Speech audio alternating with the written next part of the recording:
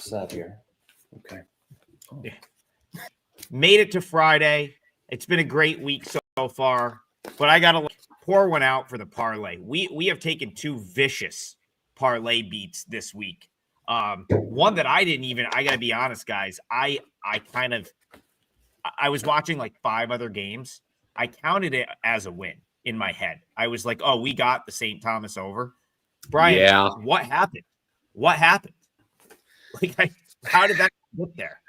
Well, look, for those who are not following at home and just simply want to come on here and say, oh, the parlay lost yesterday. Well, let me tell you what happened. St. Thomas, who was my contribution to the parlay, last night's parlay of the day, was sitting pretty at 71 points with just over 10 minutes to go. That, as you guys know, Rob and Adam, you guys have watched a lot of college basketball through the years, as have many of our fine viewers. If you got 71 points with 10 minutes left to go in a college basketball game, you're doing well at the offensive end. Team total was 80.5. So we needed 12 points over the last 10 minutes to get home, and they scored 9. Why did they score 9? Because, in all due respect, Trig, Doug Gottlieb should not be coaching at this level. And if I may make it a little personal towards Mr. Guy, I just think the guy's a toolbox. Am I allowed to say that on the show? I mean, the issue was, as I tell jokes, I mean, if you want the non-joke version, St. Thomas was up so much they just could afford to take their foot off. They were up by 20 with 10 minutes left, and they just were like, game's over, gang. The Green Bay Phoenix, I do not believe are going to fare very well again this year. And that cost. I had to bring it up because if I didn't, someone I know the chat would be popping off. That is the second time this week. We've gone we've hit the first 2 and had sort of a bad beat in the final leg. But as it stands, hey, we come on, we talk about the wins. We got to talk about the losses as well. The parlay is still alive and well. 11.22 units on the year. And by the end of the show, you'll have another one. I said we got to keep, hit 1 a week and we're good. So today is our day, I think, to hit that 1. Let's get right into it. Huge slate yet. Colin says they were at 77 with 4:45 left. Like, you think on accident. 6 points. Like, yes. You think, like, Rob, did you see the game the other night where it hit someone's head and went in? I forget what game that was. Someone. Yes, I did see that. Oh my God, what game was that? I've seen the clip twice now, and I can't remember what game it was. Yes. What's funny, just before we'll get to today's games, guys, in just a second. But what's funny is Rob also had a team total that was going on simultaneously. It was LSU and St. Thomas. They were both at basically the same point total with 10 minutes left. And Rob, I was kind of like, oh boy, I hope Rob's gets there because you needed to get more points. LSU's team total was 7 points higher than St. Thomas, and you cleared with no problem. And here I'm sitting here saying, damn you, Tommies, damn you. Yeah, I was adding it up in my head, Brian. I'm like, okay, we need 17 in 9 minutes. That's only 2 a minute. We can do this. Let's go. And they did. They cleared pretty easily. So, All right. It looks like the folks have filed in for the Friday show. A big Friday slate, probably one of the bigger Friday slates we'll have all year. As you guys know, conference Friday slates tend to be smaller. Not so much today, Rob. I'm coming right to you to kick this off because you're kind of our West Coast guy, and I think it's appropriate to make the feature out on the West Coast tonight between UCLA and Arizona. That, to me, is the feature game on Friday's slate. And was a low-scoring game last year. Don't think either team cracked 60. Do you think it might be a little higher scoring this year? That was my initial gut reaction when I sort of did my breakdown here. Yeah, well, Tommy Lloyd made mention of it. He basically said that, they got their style last year. He wants to play slower in reference to Mick Cronin. I want to play faster. So he's going to try and make a point of it. UCLA, for what it's worth, guys, when you go to tempo numbers, it doesn't look fast. Their shots per possession, how quickly seconds per possession are a little bit quicker. What interests me most about this game, guys, is that Arizona puts 4 freshmen out there on the floor in their top 8. And immediately this early in the season, that might scare you, except that these 4 freshmen played against Florida, beat Florida on a neutral, and played well. Koa Pete was the leading scorer in that game for Arizona. So I don't worry too much about the freshman here. My biggest concern with UCLA heading into the season was, you get Donovan Dent from New Mexico, right? And he plays Richard Pitino's style, up and down the floor, a little bit of press. And then you come to Mick Cronin, and you're the lead guard in a molasses-type offense. How's Donovan Dent going to react to that? He's reacted pretty well. And UCLA's score totals have gotten up there a little bit this year so far. Lesser competition, granted. I did watch, I've mentioned the EWU game a few times, Eastern Washington, where Eastern Washington hung tough. But that's an 80-74 game, where UCLA didn't, to me, look like the pedestrian-style team that Mick Cronin might want them to be. That being said, guys, my leans here, and no longer, because I was leaning Arizona, because I figured if the freshmen can do what they did against Florida, then they can certainly do it here. And then the line went from 1.5 to 3.5, and it makes a huge difference, I think. But the money is on the Arizona side. When I read Mick Cronin's quotes, it looks like he's treating this game more as a test than a guy who's confident they can win. And the other side of this, like I say, Tommy Lloyd making mention of they want to go out there and dictate things tonight, just kind of gives me the idea that one coach feels like he's in better shape than the other. Both really good teams. I think the game probably does go to Arizona. I likely won't get involved in the total here just because Cronin's going to have his way for a little bit of this game. Time start has nothing to do with anything here. I think Arizona, because the freshmen have been through the war already, probably are unfazed here, and Arizona gets the win. I'm just a little, at this price tag, guys, I'm a little bit leery to lay the full 3.5. But the guys who got in early did the right thing, I think. Yeah, I would concur with that. I don't want to lay points on the road, but Arizona's going to win this game throughout the season. I'm going to be referencing my own power ratings quite a bit, especially as the season goes on and on when I become more and more confident what we've seen. UCLA, guys, is currently ranked number 15 in the country by the pollsters. I do not think this is a top 25 team. They had a very interesting game their last time out against West Georgia. West Georgia, a relatively still relatively new D1 team. I believe it was last year they made the jump, right, to the Atlantic Sun. Trig, last year was the first D1 year. That game, so you just look at the final score, 83-62. Ho-hum win for the Bruins is what you're thinking. Well, it was a very odd start because West Georgia, not particularly known for their three-point proficiency, I believe started the game 5 for 5 and had a nice lead. And West Georgia shot 52% from three against UCLA. Was that just an outlier? Was there something in the air that evening that I don't know? Is that just much ado about nothing? But I'm going to tell you guys right now, and this will be a little bit of a preview. We probably won't have to wait till the end of the program to get to the game I'm going to talk about for my leg of the parlay of the day. My power rankings, that there's one team right now clearly that they say should not be in the top 25. It's UCLA. And then there's one team that they say should clearly be in, and that'll be my leg of the parlay of the day. That's just a little tease. We'll get to that later. But UCLA is not winning this game, in my opinion. Yeah, I really don't have a huge opinion on the side. I do want to point out, I don't believe Donovan Dent played against West Georgia. He should play here. He did sit out, yes. I see the move toward Arizona. I think that's just people, being enamored with this Arizona team. I don't think that has anything to do without Dent playing. I feel like this is going to, from a market perspective, I think this will go kind of like Alabama Purdue did yesterday, where you'll see it hit 3.5, come back, hit 3.5 again, come back. So the interesting thing to me in this one is I think Donovan Dent makes UCLA play faster, but they have very much priced that in on this total. I mean, the total in the 150s, this was a game that didn't crack one. I mean, this was like a 57-54 final last year.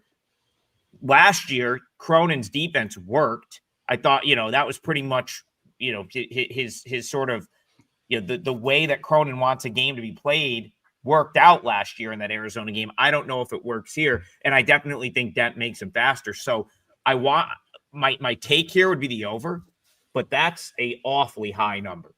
And I think that just it's because Arizona looks so good offensively against Florida. And I think that the thought process is that they're going to do a lot of damage here. So will be a fun watch. Tough game to bet. Go ahead, Brian. One last thing. Ken Palm's got UCLA number 32. So if you are saying, where's this guy pulling his power rating from? Ken also agrees UCLA should not be a top 25 team. All right, I'm going to go to Garth. Garth, thank you again for the question. Thank you for the donation. Much appreciated. And we have done well on Garth's games. So, I mean, we got to keep it going. He asks, and then I'll move the comment because I realize these comments take up like the whole screen. So I'll start pulling. So does my head. But he says 5-1 on the season here on plays I've mentioned. Think I could get to 6-1 by backing High Point tonight. I like the other side here. I don't know if I'm going to get to the window with UAB. I do think it's maybe come down a little bit. I think this might have hit 3.5 at some point, or maybe it's 3.5 now. Maybe one of you guys can let me know that. But so the other night I texted you a tweet from Jelly Walker, who is a UAB great, and he was kind of clowning his school for losing that game to Alabama State. Now, I've heard from people that know about UAB basketball that this team has some issues right now from a talent standpoint, way the team is coming. I think actually, let me retract that. I don't think it's a talent standpoint. I think it's just the way this team has come together to this point. So obviously, you're replacing a lot from last year. Jackson Lindenberg is now at Michigan. And I just don't think they're as far along as they expected to be to this point in the season.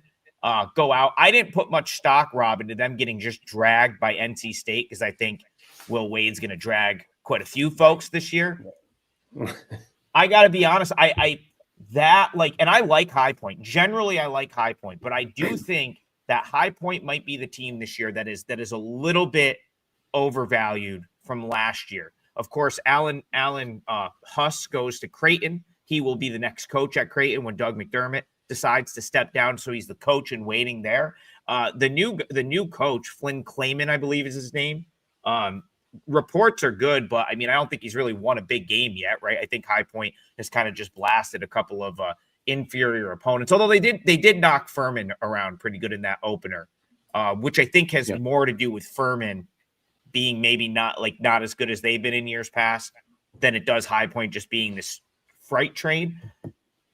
I'll kick it to you guys. I want to like UAB here. I think the spot coming off of just such a atrocious loss makes sense that UAB would bounce back, but I don't think I have enough faith in the Blazers to put my money on it. So that's my problem with this one. I'll leave the floor open to you two.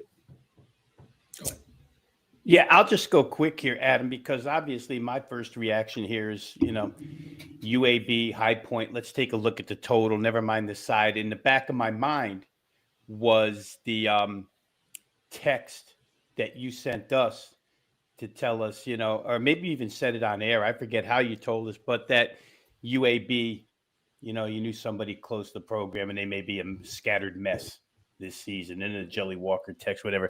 So it wasn't necessarily for side here. It was to look at total because I know UAB is going to run.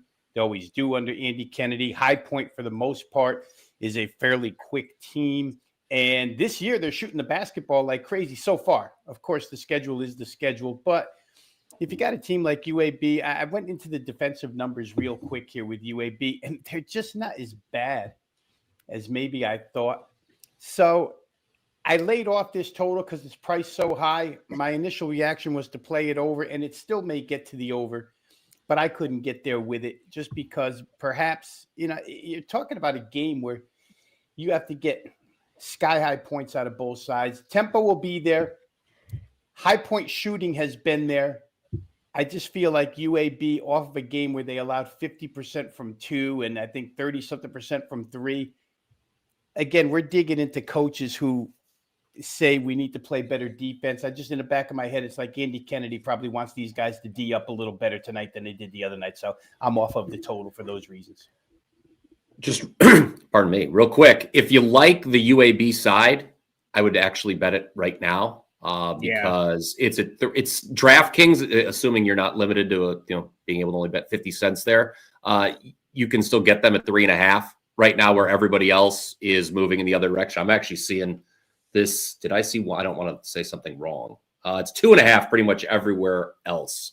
So on the other side, it's still on the other side of 3. If you like the UAB side, I see Bayou, our good friend Bayou Bets, Keith Landry, in the chat. He actually messaged me a few minutes before we went live that he liked UAB. I'm okay to say that, Keith. Yeah, and the it's Corby that went to UAB. He'll probably talk about it on the show that goes in an hour from now, which I'm sure if you watch these shows, you probably know about the other show. And if he's on that show today, I am certain he will bring it up because that's who I got that from. The stench of Trent Dilfer is still going around in Birmingham too, even though he wasn't involved. That's going to take a while for them to waft that out. That's also needs to be noted, I think, in the handicap. Yeah, I saw that after Jelly Walker tweeted and people were like, come on, you're like, hey, like that's a little harsh. He posted his stat line from when they played Alabama State. And I think he dropped like 40. He was like, this is what it should look like. So that was a real flex, I thought. Listen, if you, I don't know if that's actionable, but like if one of the best players in the history of the program decides to go to Twitter and call you out for the effort, think the effort might be better the next time out. And, it's a home game. I believe these two teams played last year. I think that game was at High Point. I think High Point won in a competitive game. I'll have to go back and check. I'm just going off memory. But it feels like the spot for UAB. It probably won't get my money, but it feels like the spot. Brian Power, I'm going to bring you back in here. Mark Martin actually asked Vino, but I know you guys both have an opinion on this one. So, yes. The game everyone wants to talk about today. Seriously, though, I really think that the way that the betting market is just going on this game, I really do think this is a game a lot of people want to talk about. Absolutely. Like ESPN, if you're in like the ESPN world, okay, who wants to talk about IU Indy? If you're a serious bettor of college basketball, I don't know how IU Indy totals aren't on near the top of your talking points at the start of this season. Look, we talked about that first game. I remember when we were live on our very first show, IU Indy played Ohio State, and I said, guys, what in heaven's name is going on with this total? And it still flew up. It was close to what was it? A 10. It was a double-digit move. And it still went over by 20 points and was higher scoring than most NBA games that night. I know Rob can vouch for that.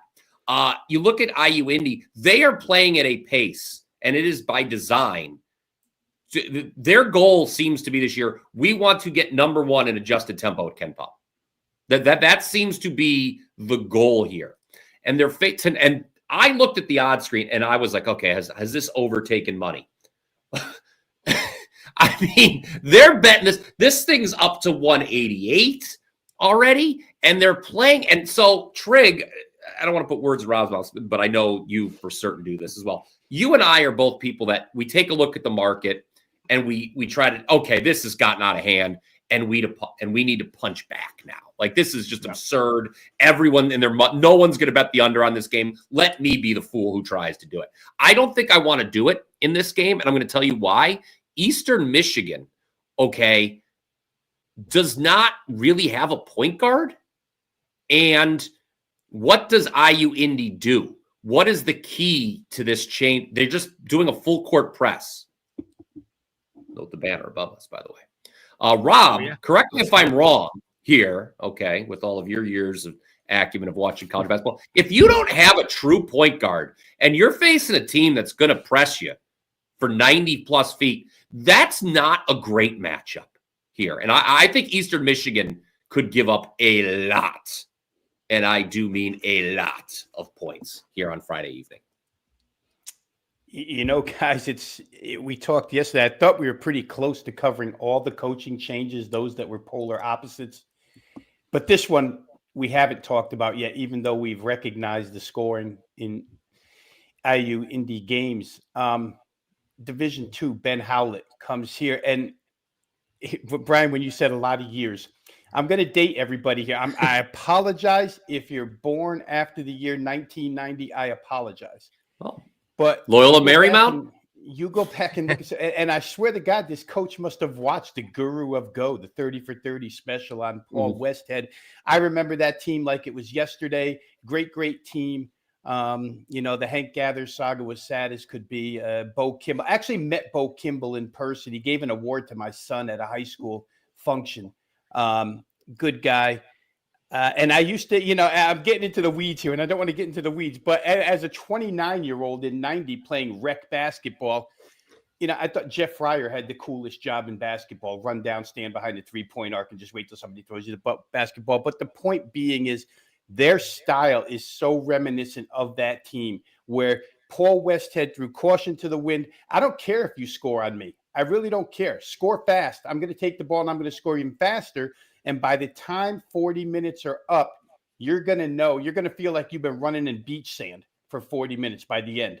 And we're just going to wear you down. And that's what Indy is kind of doing to teams right here, except that they don't have the talent level that Loyola Marymount team had as far as if they could shoot the basketball, guys, they do what Marymount did. Score 130, score 140.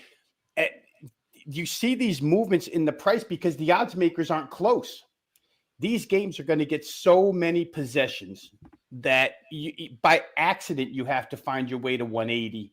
And if you do anything at all, you'll find your way to 190. I think the over is the proper play here. And as you mentioned, Brian, when you add into the equation the fact that you're going to full court press a team that has trouble ball handling right now, it's not drastic with EMU. I'll correlate it real quick to a football team. So often, Brian, we handicap college football. We'll say stuff like, well, in 6 days, you can't simulate the Air Force offense, right? You can't simulate who are you going to put on your scout squad that knows how to play. You could take 5 guys and say, you're going to press us and we're going to, but EMU's had a couple of days to get ready for this. And the old Mike Tyson line, everybody's got a plan until they get punched in the face. EMU is going to figure it out real quick. I think they'll score because Indy will let them score. I think Indy will score because they'll steal the ball and they'll score. For me, my debate was whether I should use this as the leg of the parlay, guys. We'll wait a few minutes and I'll consider if I put this. Yeah, I considered it too. Before I send it back to you, Trig, I just, if there's, we do have to take into account that there may be some people watching that haven't been following IU Indy and are like, what, can you guys give us just some raw numbers to illustrate what you're saying? IU Indy's first 4 games, here are the final scores: 118-102 loss to Ohio State, 94-90 loss to Long Island, 112-80 loss to Butler, and then they beat a non-board team 121-77 last time out. So there has been a minimum of 184 points scored in all 4 games. And then 3 of them have seen at least 192. 2 have seen 198. So there you go. So before we move on from this game, I have two things I want to point out from IU Indy's last game. The last game, their total opened 160. It went off 184.5, which means there was a 24.5 point move. It landed 184, which means pretty much as long as you bet it before, right before tip-off, you cashed with the over. That being said, there was a lot of extension at the end of that game. It was a close game. So you had quite a few foul shots. It took some back and forth shot making in the final minute or two to get it over the last number. I think you were probably sitting pretty with 160 easily there, but to get it over all numbers or most numbers, it took some extension. The other thing I'll point out is there's a 5-point move on the side here toward the dog, which is that on the road. So that's very interesting. I don't really know what to make of that because if I knew that Eastern Michigan was going to have their complement of players or most of their players, I would want to punch back at that. But boy, that's what do you the 5.5 point move on the dog as well. I have no opinions. I really just wanted to point that out, that it's if you like the over and you think there's still meat on the bone there, you should bet it now, because this actually might go up over 190 based on the fact that the last game moved 24.5 points and most of those overs hit. So intriguing discussion right there for sure.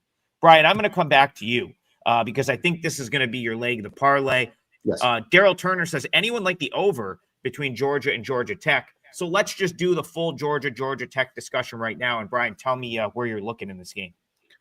Yeah, so I mentioned at the outset when we were talking Arizona UCLA that UCLA was a team that I really, on my numbers, say don't deserve necessarily to be in the top 25. A team that is not currently in the top 25 that my numbers really like is Georgia. And Georgia is going to be my leg of the parlay, guys. Let's just all settle in on a number because they were taking money right before we went live, and I have not checked since. Georgia, how about we go 15 for the show, Trig? Does that sound all right? There are 15.5s already popping. Open 14.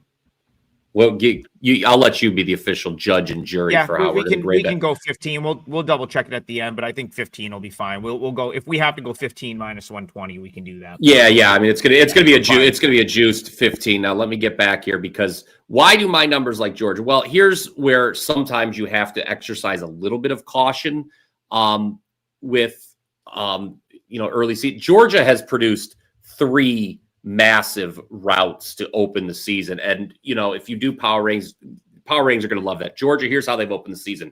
45-point win over Bellarmine, 65-point win over Maryland Eastern Shore, 39-point win over Morehead State. Now, obviously, they were big favorites in all of those games. And, you expect them to win, but still, that kind of average margin of victory is really impressive. Then if you're a common opponent person, Georgia Tech, they played Maryland Eastern Shore as well. And guess what?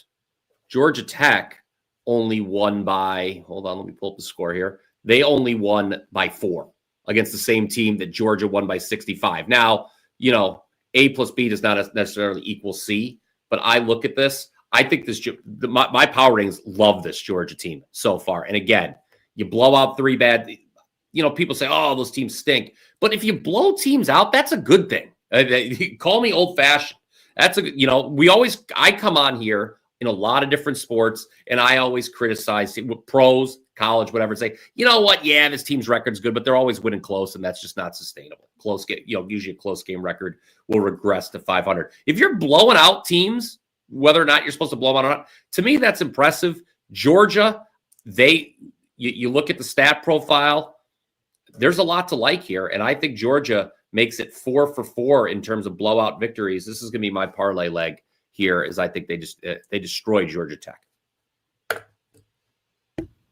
Yeah, I have nothing to, if Georgia, like the way they get up and down, if Georgia Tech can't keep them away from the rim, it could get ugly. So I hope for your sake it does. I'll kick this one back to you guys because a bunch of people have asked about it. I have far less of an opinion here than I did yesterday, but we do have the second of 3 11 a.m. tip-offs in the, I think it's the Showdown at St. Pete, they're calling it, Brian. They want to play a standalone 11 a.m. game. Today, it's Central Michigan against Coppin State. If we were just talking all neutral court, all things equal, I think Central Michigan destroys this team. I think Coppin State is bad, but you have to weigh in the fact that you're obviously laying a decent sized number. I don't know what it is right this second. And Central Michigan had a little bit of a dogfight yesterday with South Alabama. So, do they come back and smash this team? My gut says yes. I'm not going to bet that, but I couldn't take Coppin State here. I just think they're bad. That's all I've got on that game. If you guys want to throw something out there for the 11 a.m., if not, we'll move on. Just really quick, Adam, it'll take 2 seconds here. I'm in agreement with you. What I've found over the years now is that we put a little bit too much stock nowadays. It used to be a really good theory years ago when these teams double up back-to-backs 3 in 3 days, like when you go through conference tournaments and stuff and you see people just playing the situation. And nowadays, these teams win those games. If you're better than the other team, you win 3 games in 3 days. You win 4 games in 4 nights. It happens more often than you think. Coppin's been through the rigors with a pretty decent schedule so far, but they haven't come close in any of them. So to me, it would be Central Michigan. You always have to weigh the factor of, game under your belt, ready to go at these rims on this neutral floor. Maybe it takes Coppin time to get adjusted. So I'd probably be on Central Michigan, but like you, I can pass this one. I'll touch on one that a couple folks are asking about. I lost the comment, but that's okay. I know what it is. It's Hofstra and Bucknell. So some people asking my opinion, I can kind of jump in and give you an opinion here. So I've been looking for, a good spot to play Hofstra ever since the opener. And part of the reason for that is they went to Iona in a game that I didn't bet, but I liked them quite a bit in that game and got absolutely blitzed right out of the gate. I think it was like 23-4.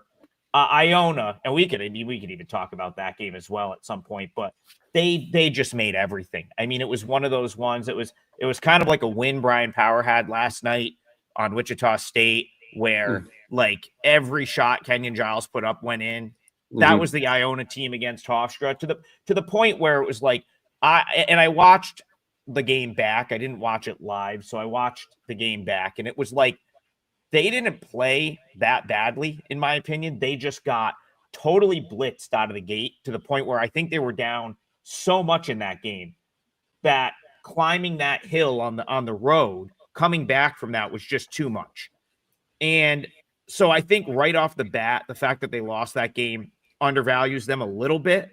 Now, I just want to see what they've done in their other games because, so they had the loss to UCF. Brian, I think you had a winner in that one on opening night. UCF, I think you played them over with Hofstra, and it went way, way over. Yes. Yes. I was impressed with Hofstra in that game. And so the other was a non-board, non-D1 game. So their two games was a very impressive game, in my opinion, against a Big 12 team. And then a game against Iona where I just feel like they were unlucky to go 20 in the hole. And so I actually think this might be my parlay leg. I'm not going to lock it in just yet. Actually, you know what? No, I am going to lock it in because here's why. I was on the fence with playing this one. I see a little bit of a line move toward Hofstra, which I did kind of expect to happen. I played against Bucknell earlier in the week with Princeton, and part of my reasoning there was I think Bucknell is nothing like they were last year. It's actually very similar to my reasoning for Cornell Lafayette, which turned out to be a blowout winner last night. You take Noah Williamson off this Bucknell team, big, 7. I think he's at Bama now. I like this just to want to put into context how good Noah Williamson was for Bucknell last year. I'm pretty sure he's at Alabama, somewhere in that rotation, or like coming off the bench. So you take him off this team. He was the best player. He was the guy that really set the tone at both ends of the floor, elite rim protector. And, I just don't think that they've done enough to replace him. But yet they're still getting rated like last year's Bucknell team. So I'm going to use this as my parlay leg. Can you give me a Hofstra money line right now? Let me know what that is. Yeah, hold on 1 second. Let me scroll up money line, and then I'll scroll back down. Hofstra. Probably like minus 130. Minus 140. Minus 140. Minus Circa's minus 160. So we are throwing it in a 3-leg parlay though. So I mean, even if it minus 160, who cares? So that's ultimately like I honestly like this was one of the ones. So I ended up with a I've already got 2 plays locked in. I have like 10 on a list of potentials today. This was one of the ones that I had circled as a potential play. I now kind of wish I just bet this last night, but like I sometimes, Brian, like I look at like a game like this and I say, well, I got my money against Bucknell earlier in the week against Princeton, was a little hesitant to come back with them. But now that we talk it out, I think that's the right side. So I'm going to make that my leg of the parlay. So we'll go Hofstra money line. I just think they're better. And Bucknell's not going to have, I don't think the Stoka Pavilion, that's in Philly or PA somewhere. I think it's closer to Pittsburgh. Rob, have you ever been to Bucknell University in Lewisburg, PA? No, I have not, but you're absolutely right. It's from my location here. It's a distance. It's on the way to Pittsburgh. So yeah, it's Lewisburg. I would guess car ride for me 3 hours. So yeah, it's some place I haven't been yet. People don't realize what a big state Pennsylvania is to drive. Oh yeah. Yeah. I-80, man. I hope you. Well, like, how about when you're in Erie? Even Trigg will run out of things to talk about on I-80 in Pennsylvania, I think. Yeah. You're in Erie. You're basically almost into Cleveland. Like you're not that far from Cleveland when you're in Erie, PA, up in the smokestack up there, I believe they call it. But we digress. I'm going to go Hofstra money line in the parlay.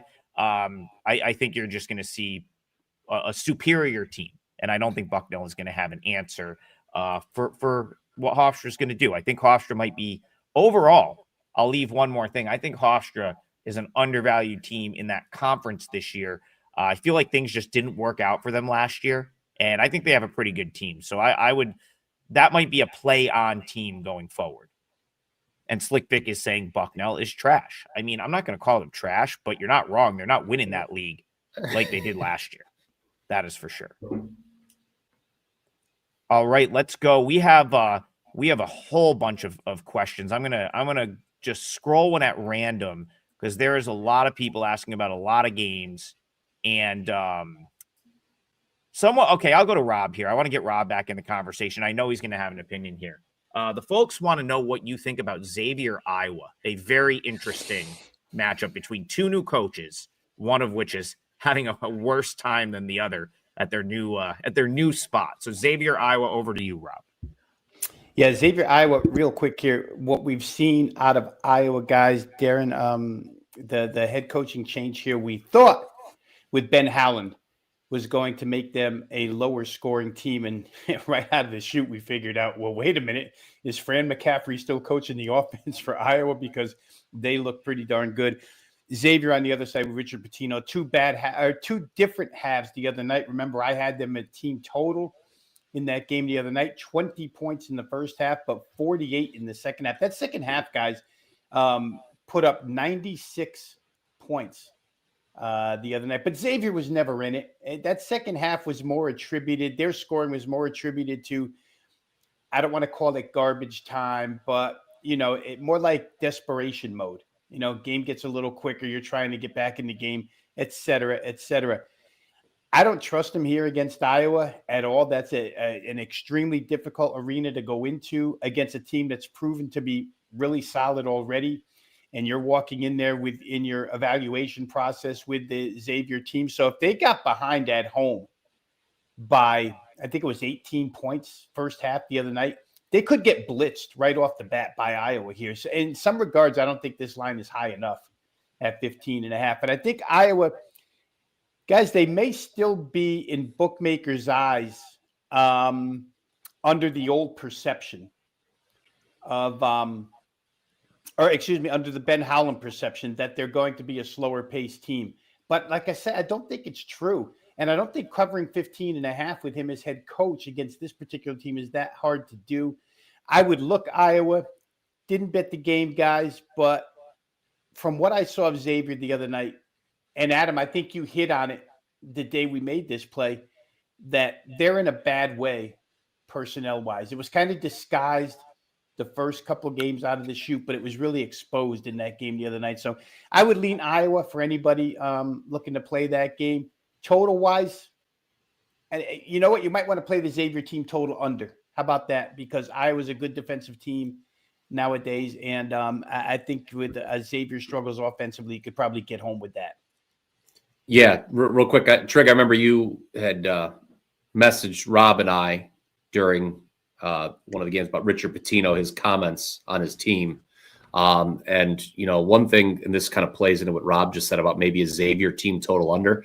This team right now, 348th in the country in 2-point percentage. We always talk about the variance that is 3-point shooting game to game in college basketball. But if you're not making them inside the arc, if you're 348th in the country in 2-point percentage, that means it's tough sledding at the offensive end, right? I mean, you're not getting the easy ones, particularly inside. I think the Xavier team, I think the market, again, to piggyback off what Rob said, may be a little slow to react to what is honestly not going to be a very good team in year one under Pitino. And I think Iowa can probably name the score here. Is it going to make my card? No, but it would be lay it or pass for me. Yeah, rebuilding year for Xavier. I don't think anyone is going to give Pitino a hard time, really. Like, I think it's just a kind of a year zero for him there. Mm-hmm. And, given his track record, he's had, listen, like, I think the Xavier faithful have to look at, like, he had really bad years to start at early on in his tenure at Minnesota. I think New Mexico might have finished 10th in the Mountain West in his first year there, and they turned out okay. So Xavier might be a team where maybe you can maybe you can back them in like February as like a dog, like in conference, like they start to figure it out as the year goes. But I don't want a part of them. And I think in non-conference play against teams that are just clearly further along than they are right now, which is I think the case with Iowa. Brian Power, I'm going to come back to you because I don't think the folks know, because of course you're a Mr. Cleveland, Mr. Ohio, that really you're a Michigan fan, not an Ohio State fan. That is correct. If you had to pick a side of the rivalry, and Michigan basketball looks like they're in a great spot right now. Yeah. They look awesome. And so we had someone ask about the Michigan TCU game. Of course, we love all the comments, but I'm losing them in the shuffle. So I forget who asked about it, but we'll go there because I think that this is a matchup that's worth discussing tonight. Big move toward Michigan. I kind of agree. How are you seeing Michigan TCU? Yeah, I think Michigan's one of the best teams in the country now. What you need to ask yourself here is, what do they have in the tank coming off, obviously, a wild and hard-fought victory over Wake Forest. That game, I mean, that was a great game the other night between Michigan and Wake. Michigan, they kind of looked in trouble. They were down 7 late in regulation. They rally and do win it in overtime. So, and they don't go to Texas very often.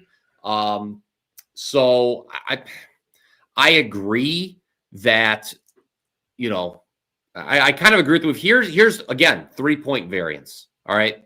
Michigan, why did they find themselves in that 7-point hole late against Wake Forest? They couldn't hit a 3 in the second half. I watched it. I mean, I was like, when was the last time they hit a 3? Well, I just brought the box score back open as I was stammering there. Michigan was 4 for 25 in that game from 3-point range. I always believe, this is just kind of my general handicapping mentality, if you can win a game when going 4 for 25 from 3, that's actually a good thing, because a team like Michigan, to me, too talented to be that cold back-to-back nights from 3. I know, again, it's on the road, so I don't think they're necessarily going, to shoot the lights out here, Dusty May's team. But you look at the TCU side, kind of a work in progress. They lose to New Orleans in the season opener. That's not good. So I think Michigan is probably how I would play this. Rob, I'm seeing that this is getting knocked back down. So someone must have wanted to oppose this, because it looks like TCU has taken some money back down to 7.5, even 8 some places. I got to say this about TCU in general. This is not a great shooting TCU team. We all know that they had a horrific result to start their year, losing to the University of New Orleans. And I found it was Daryl that asked the question. So thank you, Daryl. We appreciate that. He specifically wanted Rob's opinion. So we better get Rob in on this. He says, Rob, what is your opinion of Michigan TCU? The last thing I'll say is, I don't think TCU shoots it particularly well. And Rob, I don't think you're getting much at the rim against Michigan.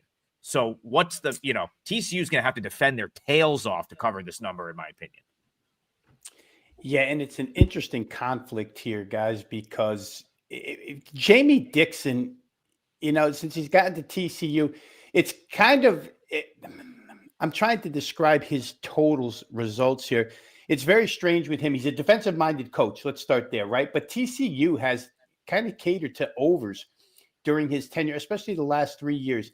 And when I look at these numbers, analytical numbers so far this season, you see that they go fast on offense and they clamp down on the defensive side. Now, a lot of times when you see average possession length being long on defense, it's because teams are in zone and it's harder to find shots against zone immediately. But Dixon's kind of a man guy. And Michigan gets a shot off so quickly here. There's where the rub lies, right? Michigan wants to shoot quick. TCU banks on keeping you from taking a shot for a while. I think Michigan probably wins that battle in this game. But the total to me is too high, guys. I just don't see this game getting up into the area where it is right now. I'd probably think lower 150s rather than higher 150s. And to Brian's point, because Adam, you said there's a little bit of punchback to the TCU side here. I think just situationally, the point that Brian brought up about the toughness of the Wake Forest game back and forth, and now you got to go play another team that, they are at home. They are pretty decent. and they are sitting and waiting for you. So I could see a little bit of take back there at that price. But if this question was specifically toward total, Daryl, I would look under in that game. I just don't think it'll get up into that area.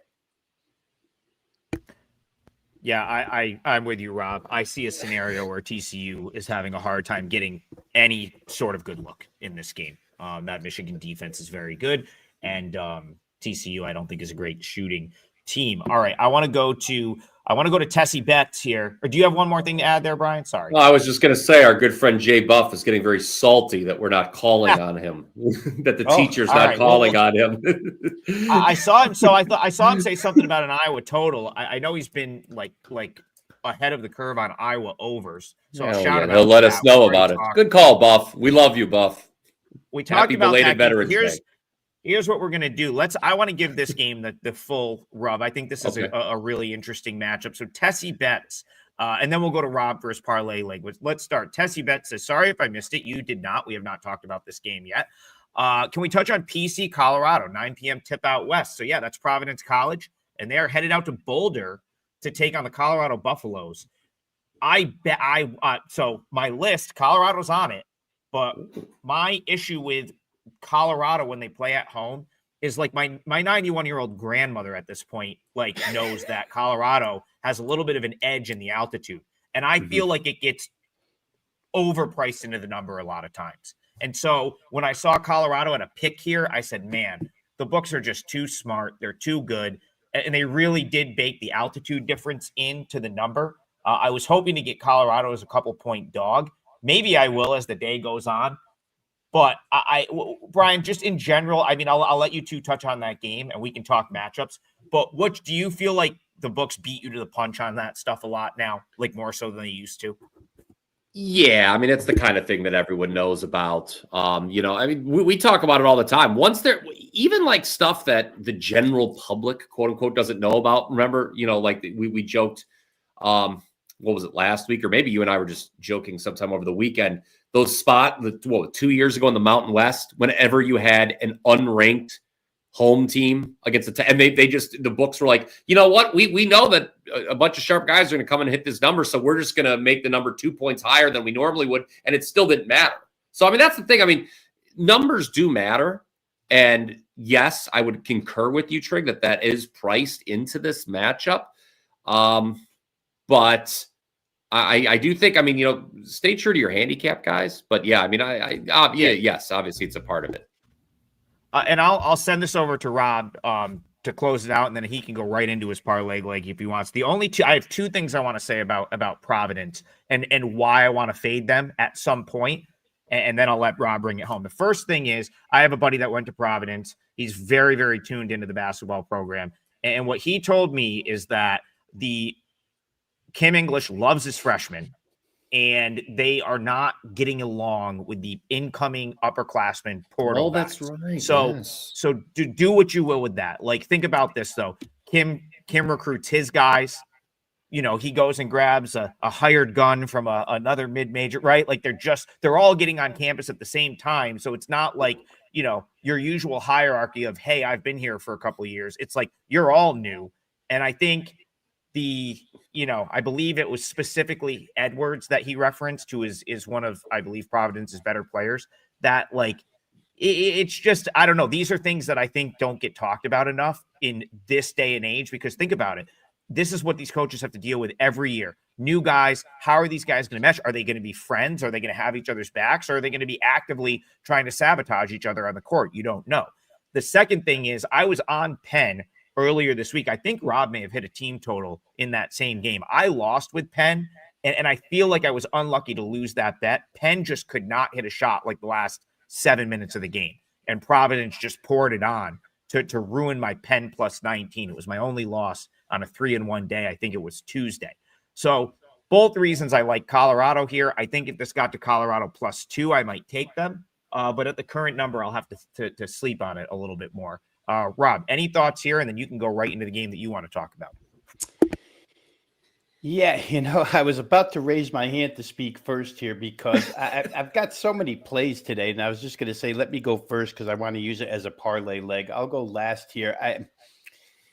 have so many inner conflicts with these games, guys. I'm going to say this. I looked at the under, and I like the under here, and I'll bet the under 163.5 in this game. There's a couple of reasons. I got two coaches, Kim English and Tad Boyle, both talking about defense. I'm going to give you a quote from Tad Boyle after the last game. 102-97, they beat EWU. It was an overtime game. We have to have more pride, and our guys have to feel the way about it that I feel about it and the way our coaching staff feels about it. We have some really good coaches on this staff, some really good offensive coaches. Now, defensive coaches, we have to take blame on this too. And to me, that signifies a little bit of defensive effort here tonight against Providence. When I go through Providence's schedule, guys, Virginia Tech's a good team, but they played a winless team and piled it on. And they played Fran McCaffrey's Penn team the other night where I had the team total, and they piled it on. I don't know that going into the altitude against Colorado with a head coach that's, zoning in on defense tonight is the place where they're going to get to 85 points. This total is 163.5, by the way. So you're asking each side to get to 82. Kim English, real fast. Good bounce back for our guys on a short turnaround. We learned a lot from our film, and we've improved our transition defense. Both of these teams are going to have to get back tonight because both teams want to go quick. But to the point of Adam talking about younger players on Providence, Colorado has younger players too. And I just don't know that all these shots are going to fall here tonight. Now, I might get into trouble playing under if we get into a foul fest. And that's always got to be considered. Last thing I'll say about this game is anybody who hasn't seen this 7'1" Bangot Dak for Providence who can put the ball between his legs and spin move and get to the rim and then shoot threes, kind of amazing for his size. Decision here is parlay leg or not. I'm going to say no, but I'm going to leave you guys with a firm play on under 163.5. I like it. It'll make my card. Yeah, I think that's so. I believe, Rob, off the record, I'm going to put it on the record. You basically told me playing overs against Fran McCaffrey is like legalized stealing, pretty much. It's just that easy. And it really was. I mean, they just poured it on. A lot of those Providence points came in like the last 8 minutes of the game where they were just like, let's just pour it on, right? Let's get the folks at the it's the dunk, in my opinion. It's not Dunkin' Donuts Center anymore, but let's get the folks 100 here, and they just poured it on. Even if they wanted to, you can't do that against Colorado. Like this is a massive step up from what they faced in Penn. So I'm with you. I like that. I think you're on the right side there. And you said 163.5 for the total on that. Yeah, 163.5. Yep. It's actually it went way up to start, Adam, and came way back down. So yeah, 163.5. Bill, Brian, is this so? I want to go to Bill here. He said, "Why don't you three do a promo with all three of your CBB?" I think we have one. The question is it live or not yet? It is not live yet. No, I just double checked. I'm also. It's funny. Rob is talking about. I'm gonna peel back the curtain a little bit here. I've been monitoring a couple totals that I'm playing today. Speaking of the client card, that I've been waiting to see when the number peaks and push back, and I've been. If you're already a subscriber, you're seeing me, and I'm about to enter a second one here. But no, as for right now, we'll see, guys. Stay tuned. I'll be honest with you. I don't know. I know you've been going high volume, Trig. Rob, your volume's been higher than me in the early going as well in college. But right now, you can get all basketball from any of the three of us for just $49 for 3 days. So, I mean, if you wanted all three of us, you can kind of pick and choose. I'll be honest with you. My volume is going to be low in the early part of the season with college hoops for the client releases, but I'm going to have two plays tonight, punching back at two totals. Like I said, we will check though that such a promo is in the works, Bill. Yes. But for right now, we have discussed that with management. Unfortunately, we don't know how to publish things live onto the website. That is not in our job description. We just talk and write for a living and hopefully pick some winners along the way for you guys. That's kind of the goal. But right now, that full court, the appropriately named full court press pass is still available. 3 days for $49, all basketball, your favorite handicapper, any of our pages right now.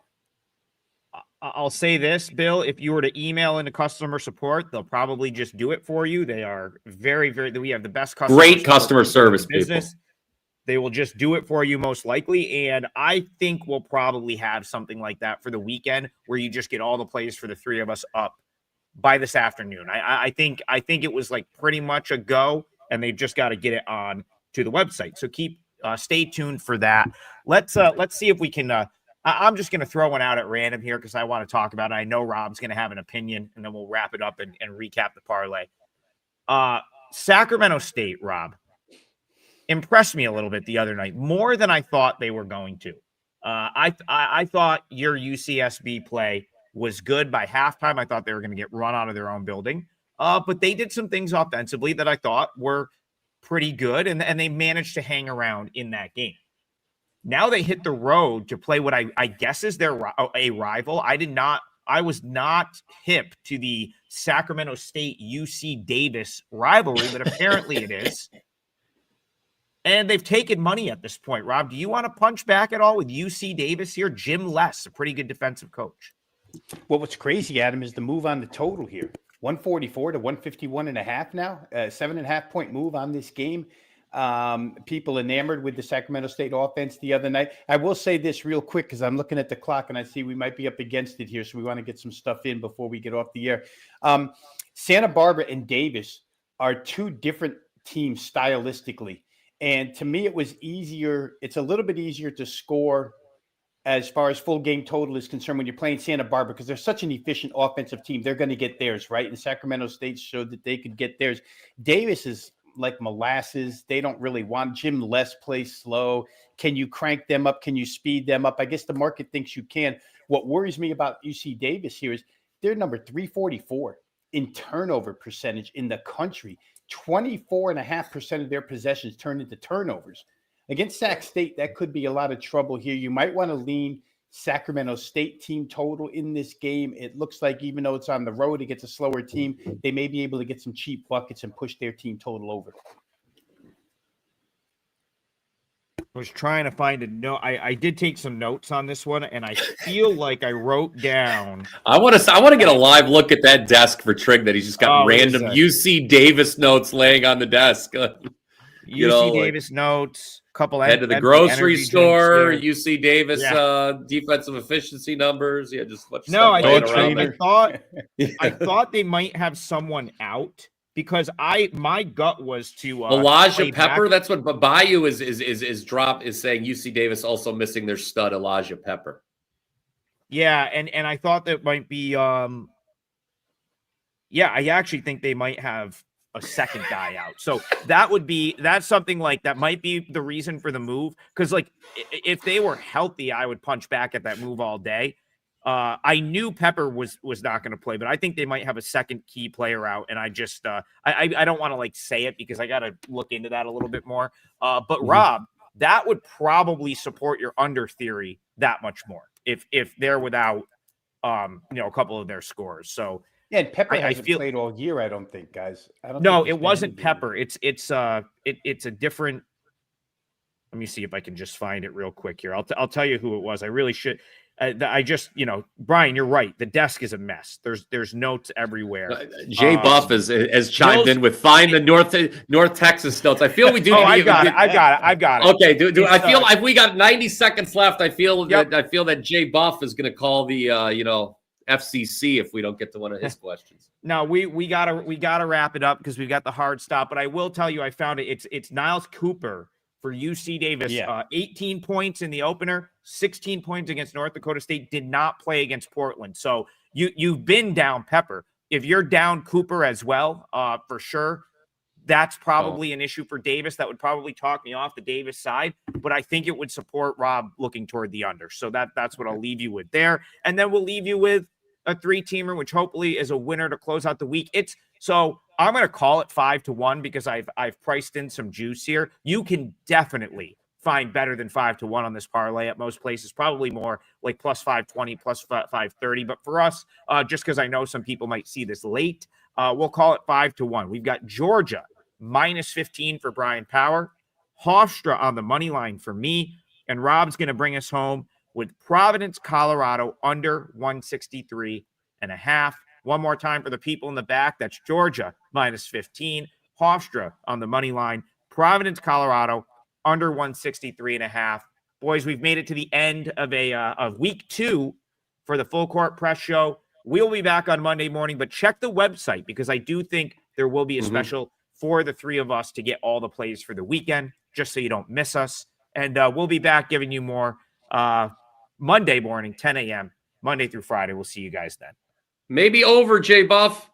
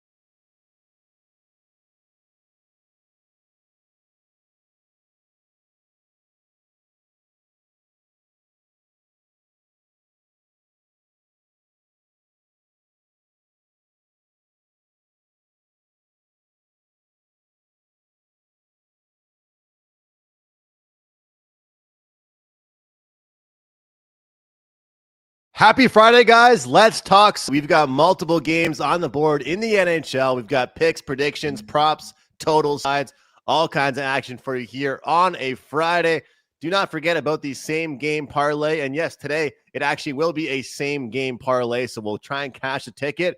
And guess what? We've got my same game parlay on the early game. So if you guys are looking for some early action, well, 2 p.m. Eastern, we have a game in Europe featuring the Penguins and the Predators, and of course, everyone's favorite segment to end the week, Carmine's 6 and 60. So, hey, Carm, you know what? Tuesday, Thursday, Saturday is always the busier slates, but as I keep saying, sometimes the Friday, sometimes the Wednesday, sometimes the Monday, you can find some profit on these Friday slates, and it's not a bad board here today.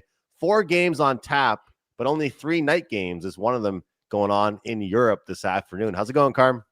It's going well. I'm a little exhausted, Andrew. Yesterday, let me give my face some color. Hold on. There we go. I'm a little exhausted because I was the designated driver yesterday, driving from Toronto down, or north of Toronto down to BMO Field to watch the Canada versus Ecuador game. I'm telling you, logistically, it was a nightmare at the game, Andrew, only because they're renovating the stadium in order to make it where there's at least 40,000 seats available. It was sold out last night, absolutely sold out. And I thought it was going to be Canadian red. It was 65% people with Ecuadorian flags draped around them, jerseys, just everything. And let me tell you, there was some Ecuadorian women who are rockets. So I don't know if I can say that on TV, but I'm telling you, my friends were absolutely loving it. I was the designated driver, so I took them there. I took them to the game. I had a great time with them. And if you watch the end of yesterday's show, I said it wouldn't surprise me if this game finished 0-0, and it finished 0-0. That was paying 5-1 plus 500 in that game. If you Carm, that game wasn't really a good game for the crowd of people that complains about soccer being boring, like your buddy Hal. No. That game was not. I'm not saying soccer has to have the 4-3 games by any means, but the 0-0, I can't ever get behind that one. That's tough. Yeah, that's tough. The scoring is completely different. if the NFL, every TD was 1 point, the games would be 4-3, and you'd be like, oh, this is like the most boring game ever. If soccer, every goal was worth 9, and you see like a final score, Canada 63, Ecuador 45, you're like, oh, wow, that must have been a great game. Listen, it's just like basketball. So anyways, if you like it, you like it. If you don't, you don't. And if you made money on it yesterday, then congratulations to you. Just There you like the people who took the pod yesterday, the Calgary Flames. I got a message from you, all in caps. Empty net goal. 4 seconds left. Calgary wins it 2-0. You just knew that play was going to need an empty net goal, Carm. You had a feeling if they were going to win that, it was going to be an empty net goal for Calgary. Yeah, the whole time I'm tracking the game, and it's like it's 1-0, and then I got home and I turned it on to watch the game. It was 1-0 to watching the game. I'm like, if Calgary lets in a goal, there's no way they're scoring a couple more. This game is either going to finish 1-0 or 2-0. You could just sense it. They got the empty netter. The pod gets there, and I have another pod, and it'll be in the game we're not going to discuss today, but I'll discuss why in the pod, which I think is better. So all 4 games are covered one way or another. But Andrew, let's kick it off, man. Pittsburgh and Nashville. This game is at 2 p.m. in Stockholm, Sweden, as part of the Global Series. The Pens, Andrew, are like minus 127. They're the favorites here. You know me. And Los Kid, if he's in the chat, is going to be like, oh, Carm with his fading of the Penguins. I want to fade them here, but how do you fade Pittsburgh against a Nashville team that's won one of their last like 11 games or 10 games? I can't bring myself to do it, because you know that the Pens are going to, what they bring to a game. Even when they lose, they compete. I just don't get it here.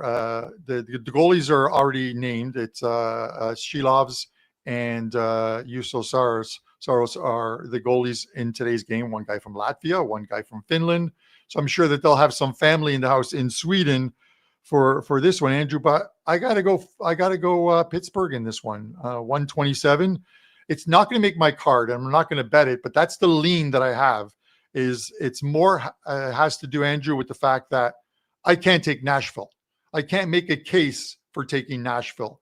I can take a case, hey, maybe they can win a game that's not in North America, and it's a change of venue, but I can't take it. So for me, a process of elimination, if you're not going to bet one team, the only other thing you can do is look to the other team, and it's Pittsburgh Penguins minus 127. That has to be the worst breakdown of why I'm leaning on a game, Andrew, but that's what it is. Well, Carm, the gloves are off, man, because I'm taking the dog. I'm taking the dog here. Nashville Predators, 1-8 their last 9 games, and this game opens up as a pick. Well, what's the deal here with that one? Then you see a little bit of money trickle in a little bit here on the Pittsburgh Penguins. But I'm a big believer that sometimes all a team needs to get back on track, to change what's going on with the mojo around their team, is a road trip. And this time it's not an East road trip or a West Coast road trip. It's a European road trip. And you talked about it yourself, Carm. This Pittsburgh Penguins team was playing very, very well for a while. And you forecasted when they were going to go on a little bit of a losing streak. And now I think they've lost, 3 of their last 4 games. They haven't looked nearly the same. And I feel like defensively, they're starting to get exposed a little bit here. He is the box of chocolates. You literally do not know what you're going to get from him. I think that over in Europe, you're going to get a really good start here from UC Saros. The rest benefits him as he plays a ton of games for the Nashville Predators. I do worry this could get into a track meet, but part of me believes that this game could be maybe the lower scoring game, and then they play on Sunday again, and that game could get messy, and that game could be the more action-packed game. So we'll try and be careful with our expectations as far as too many goals. But I think Nashville's the side here. I think that after they went 1-8 their last 9 games, they get a handful of days off. They get the reset. And this is a team that, if you look on paper, is a hell of a lot closer to Pittsburgh than what these two teams have played like this season. And if you look at the odds, like if you look at how these teams have played their last 10 games overall, the stats, the metrics would tell you, okay, yeah, it's definitely a day to look towards the Pittsburgh Penguins. But I think conceptually, big picture, this is a big trip here for the Nashville Predators. We had a comment earlier talking about when Pittsburgh arrived versus when Nashville arrived.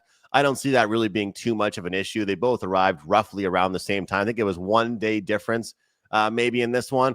But I lean towards the Nashville side here, Carm. And I'll tell you, the more I looked at it overnight, the more because I was like, I kind of look at these games where it's kind of like coming back from Christmas break or NHL All-Star break where you see goals if it's been a couple of days off for these teams. They're in Europe. But I'm a true believer that one of these games is going to go under and one of these games is going to go over. And I think that maybe it'll be the Sunday game that goes over. So maybe we see a low-scoring start to this game. Yusei Saros plays phenomenal. And then on Sunday, we see a jam-packed, higher-scoring game. So that made it a little bit tricky for me with my same-game parlay. And I really wanted to give everybody a same-game parlay to sweat out while they're at work or while they're home on a Friday for the afternoon game. But we'll see. Carm, any thoughts for you total-wise? Like, do you think we're going to see a bang here in this one, or maybe the Sunday game is the one that's more exciting? I think we're against each other even on the total, Andrew, because, I look at it and Artur Shilovs hasn't had the greatest run over the last little while, obviously with Tristan Jarry injured. That's a lot to do with it. He's sort of taken over the bulk of it, but I look at it and I see he's 1-1-3 his last 5 outings, a decent save percentage, 914, but still they're losing games. I would think I would want to take the over in the first game and not the second game. And the reason why is because if the goalie is Murashov, the goalie they called up from the AHL, he played extremely well despite losing that game in his only start. He's a pretty good goalie. I think he's the goalie, the Pens' future. So you get him in goal on Sunday. I think the Pens play better in front of him. They always want to protect their goalie. I think tonight or this afternoon might be the one in which we see the goals. You look at the Pens and both these teams when they come back from this trip. I think people are going to be like, oh, I got to fade these two teams that are returning from Sweden. Pittsburgh's going to have 4 days off before they play a game, and it's a 3-game homestand for them where they play the Minnesota Wild, they play the Seattle Kraken, and they play the Buffalo Sabres. So you look at it, and that isn't the toughest, although the Seattle game will probably be the toughest for them because they'll come back. They'll still have legs, I feel, in the game against Minnesota, but then the Seattle game is the second of a back-to-back. And if you're going to feel it, that's where you're going to feel it. So you might want to circle that Seattle game against Pittsburgh if you're looking at an advanced game that it probably will make my card, I think, Andrew, because I think I'll get the right price on it as well, too. On Pittsburgh. But other than that, some afternoon hockey. I can watch some soccer. I can watch some hockey. I'm looking forward to it. Yeah, I'm kind of jealous of you, Carm. You're used to having afternoon action to watch with soccer, but this is new for me, so I'm looking forward to it. Yeah. Andrew, I think one team that's not looking forward to this road trip, I'm going to say, and I could be wrong with this, is Vancouver in this next game. Vancouver and Carolina. The Canucks in this one are a big underdog.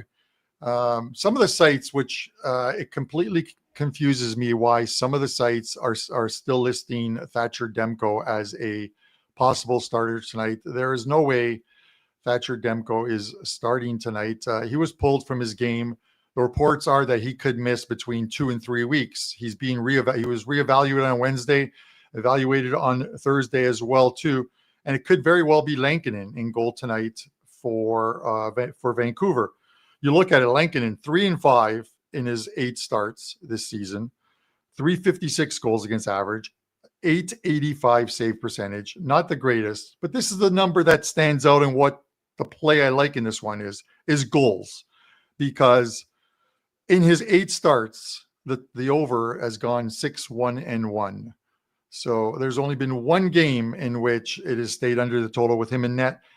And other players that could be missing for Vancouver tonight, Quinn Hughes. He made the trip, did not practice on Thursday, was not on the ice. Drew O'Connor was given the day off from practice. It was a sick day for him, so he wasn't feeling well.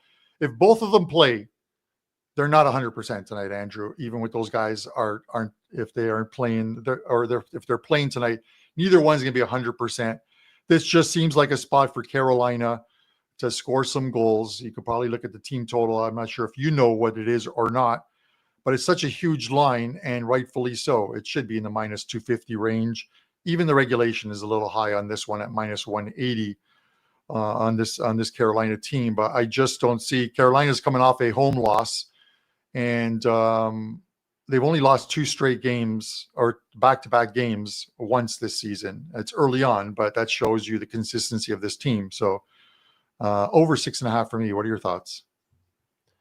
Carm, the thing is here, like this Vancouver team is just struggling right now. They are just simply struggling.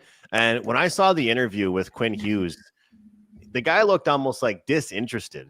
Like he looked disinterested to the media. He just, I don't know. Like he didn't look like the same guy that we're used to seeing. And when I look at this Canucks team, whether it's been against good teams or bad teams, they've had trouble closing games out. Like they were competitive against the Avalanche. They were competitive against the Jets. And don't get me wrong, they've played some tough teams recently. Doesn't get much better against this Hurricanes team here, Carm. But I'm going to avoid me and you being head-to-head here totally, Carm, because I'm on the under 1.5 in the first period. I think that with Vancouver right now, it's clearly not working for them to win and have success in overs. So they're probably going to have defense on their mind. Defensive performance, good quality shutdown game in the middle of the ice, protect their own end a lot more. So I kind of like the under 1.5 here. Carolina's going to be as desperate as they can be. They're going to be motivated, I guess we should say. And you don't really want to go against a motivated Carolina team, especially at home. But this Canucks team, if you look at it, they've been going over the total a lot lately. 5-2 Wild, 5-4 win for them against the Preds, 5-2 win for the Blackhawks over them, 4-3 win. I mean, they've seen 6 straight games go over the total, and they only won 1 of them or 2 of them. So it's not being very successful for them. So I think something's got to change here. They might have to say, hey, guys, rolling the pucks out and saying first to 4 wins is evidently not working for us, is kind of my only issue here with this, Carm. So that's why I'm looking at the no goal first 10, and I'm looking at the under 1.5 in the first period. I think if we see anything in this game that revolves defense, it might be early. And I see your point here, Carm, that you made talking about rolling 3 to 4 strong lines. I mean, that's the thing. They're just that much better, this Carolina team. But do you see my point kind of about Vancouver? And I'll tell you what, if I think maybe me and you can find some type of compromise, because when we look at this game here, the Vancouver team total under 2.5 could be the look, specifically looking at them and fading their team total, because Carolina's team total over 3.5, you don't want to get in that ballpark. It's minus 350. Yeah, it's a bad time for Demko's been good, Andrew. It's a bad time for Demko, obviously, to get injured, but this is like the 4th in the last 3 years, the 4th time he's gone on like an extended leave, if that's the case. And we'll obviously find out some news, but this is like a 3 games in 4 nights situation for Vancouver. This is the first of the thing. And, they left, you have to look at travel as well, too. They left Vancouver on Wednesday. That is a long flight as well, too. From Vancouver to Carolina is a very long flight. Do they have the legs? They had a practice day. A couple guys missed, you know what I mean? And I get it. Manny mentioned, Drew O'Connor's on the 3rd line, but that's why I talk about the fact that Carolina rolls out those lines. You need like everybody in the lineup in order to beat this team, unless they take a night off. Carolina takes a night off. And that's the thing, is sometimes that secondary scoring comes from the 3rd line. So the matchups, I think, are important with that said. So 3 days and 4 nights. We'll see what the goaltending situation is. You have to figure Lankinen is going to get 2 of the 3 games. Patera gets 1 of the 3 games, probably the first of the back-to-back. So likely Lankinen, Patera, Lankinen, as far as their 3 games go. But we'll see. Teams with a lot more injuries than the Vancouver Canucks have won games. So I'm not saying that it's Carolina or nothing here. That's why I'm looking at the over here. If Carolina has any fight or Vancouver has any fight in them, they're going to need to score some goals or play like a completely defensive game. And maybe under Rick Tocchet, they could do that with Adam. It's Adam Foote, right? The coach there. With him, I'm not so sure. And So, nobody's liking him. It's Adam Foote. Yeah, nobody's liking what he's bringing. But I like Carm, him, man. I liked him when he was playing. yeah. Do you think it's a problem, though? I think this has been something that people have been discussing for a while, and maybe, we're biased being in Canada. We hear the Canadian media and stuff, but a lot of people say the Canadian teams are scared to rebuild. And look, I'm happy as a Canadians fan that they did a little mini 3 or 4 year build and it finally happened. But when you look at a team like the Vancouver Canucks and you look at a team like the Calgary Flames, they're stuck in no man's land. I love using that expression across multiple sports. They're in no man's land. They are not contenders. They are not bottom of the barrel. They are just somewhere in between right now. And it kind of makes it difficult to handicap. But the funny thing is that I've talked to fans. I was on a Canucks podcast the other day, and these are diehard guys, all buddies that are Canucks fans, and they are advocating, Carm, for a rebuild. Like, it's not often that the fan base itself is saying, hey, I want us to be really shitty for the next 3 years, and we can get some. Like, how awesome would it have been if they got Gavin McKenna, if the Canucks were able to get a younger superstar? I mean, people wonder why Canadian teams don't get the first overall pick very often, and it doesn't happen that much. It's because the teams won't tank. The Vancouver Canucks general manager, in my opinion, Carm, is making a horrible decision. I think it's worse than Calgary.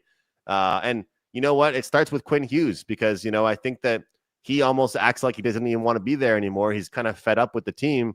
They already got rid of JT Miller. Once you get rid of Quinn Hughes or Elias Pettersson, what's left with this team anyway? You might as well rebuild.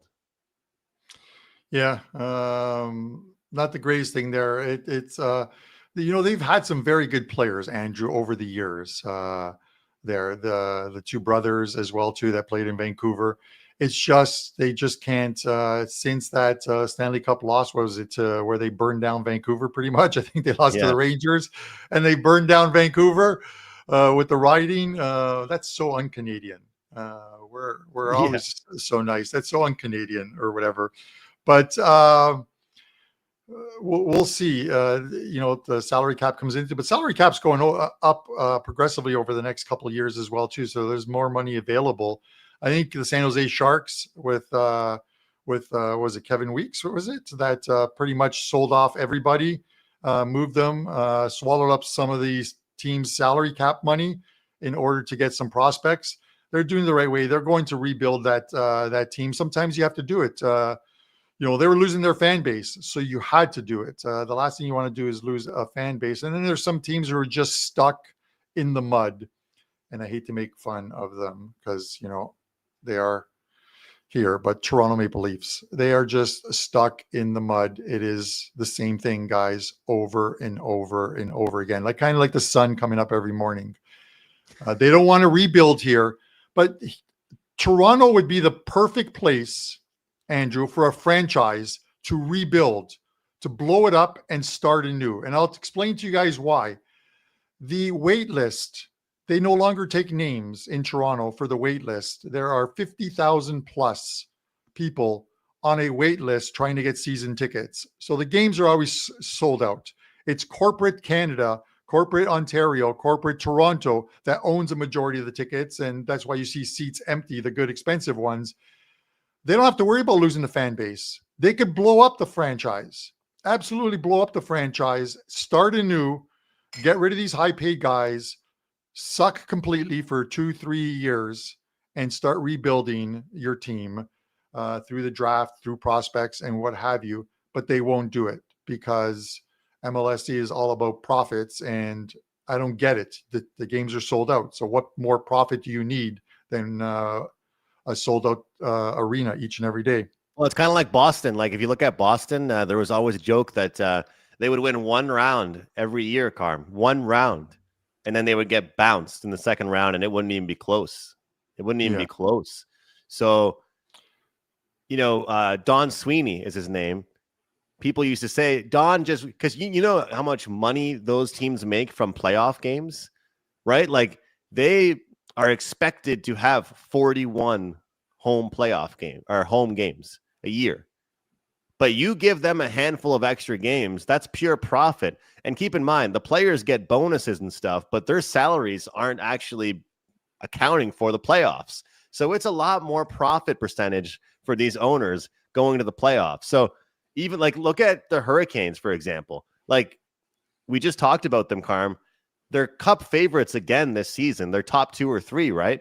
I mean, this is a year. We see it happen every year with them as well. They win the first round within their own division, and then when they play a team outside their division, they lose, like the Florida Panthers or whoever it might be. So going to be interesting to see what happens with a team like the Hurricanes because you don't want to be stuck in the middle. It's kind of a weird position to be in, right?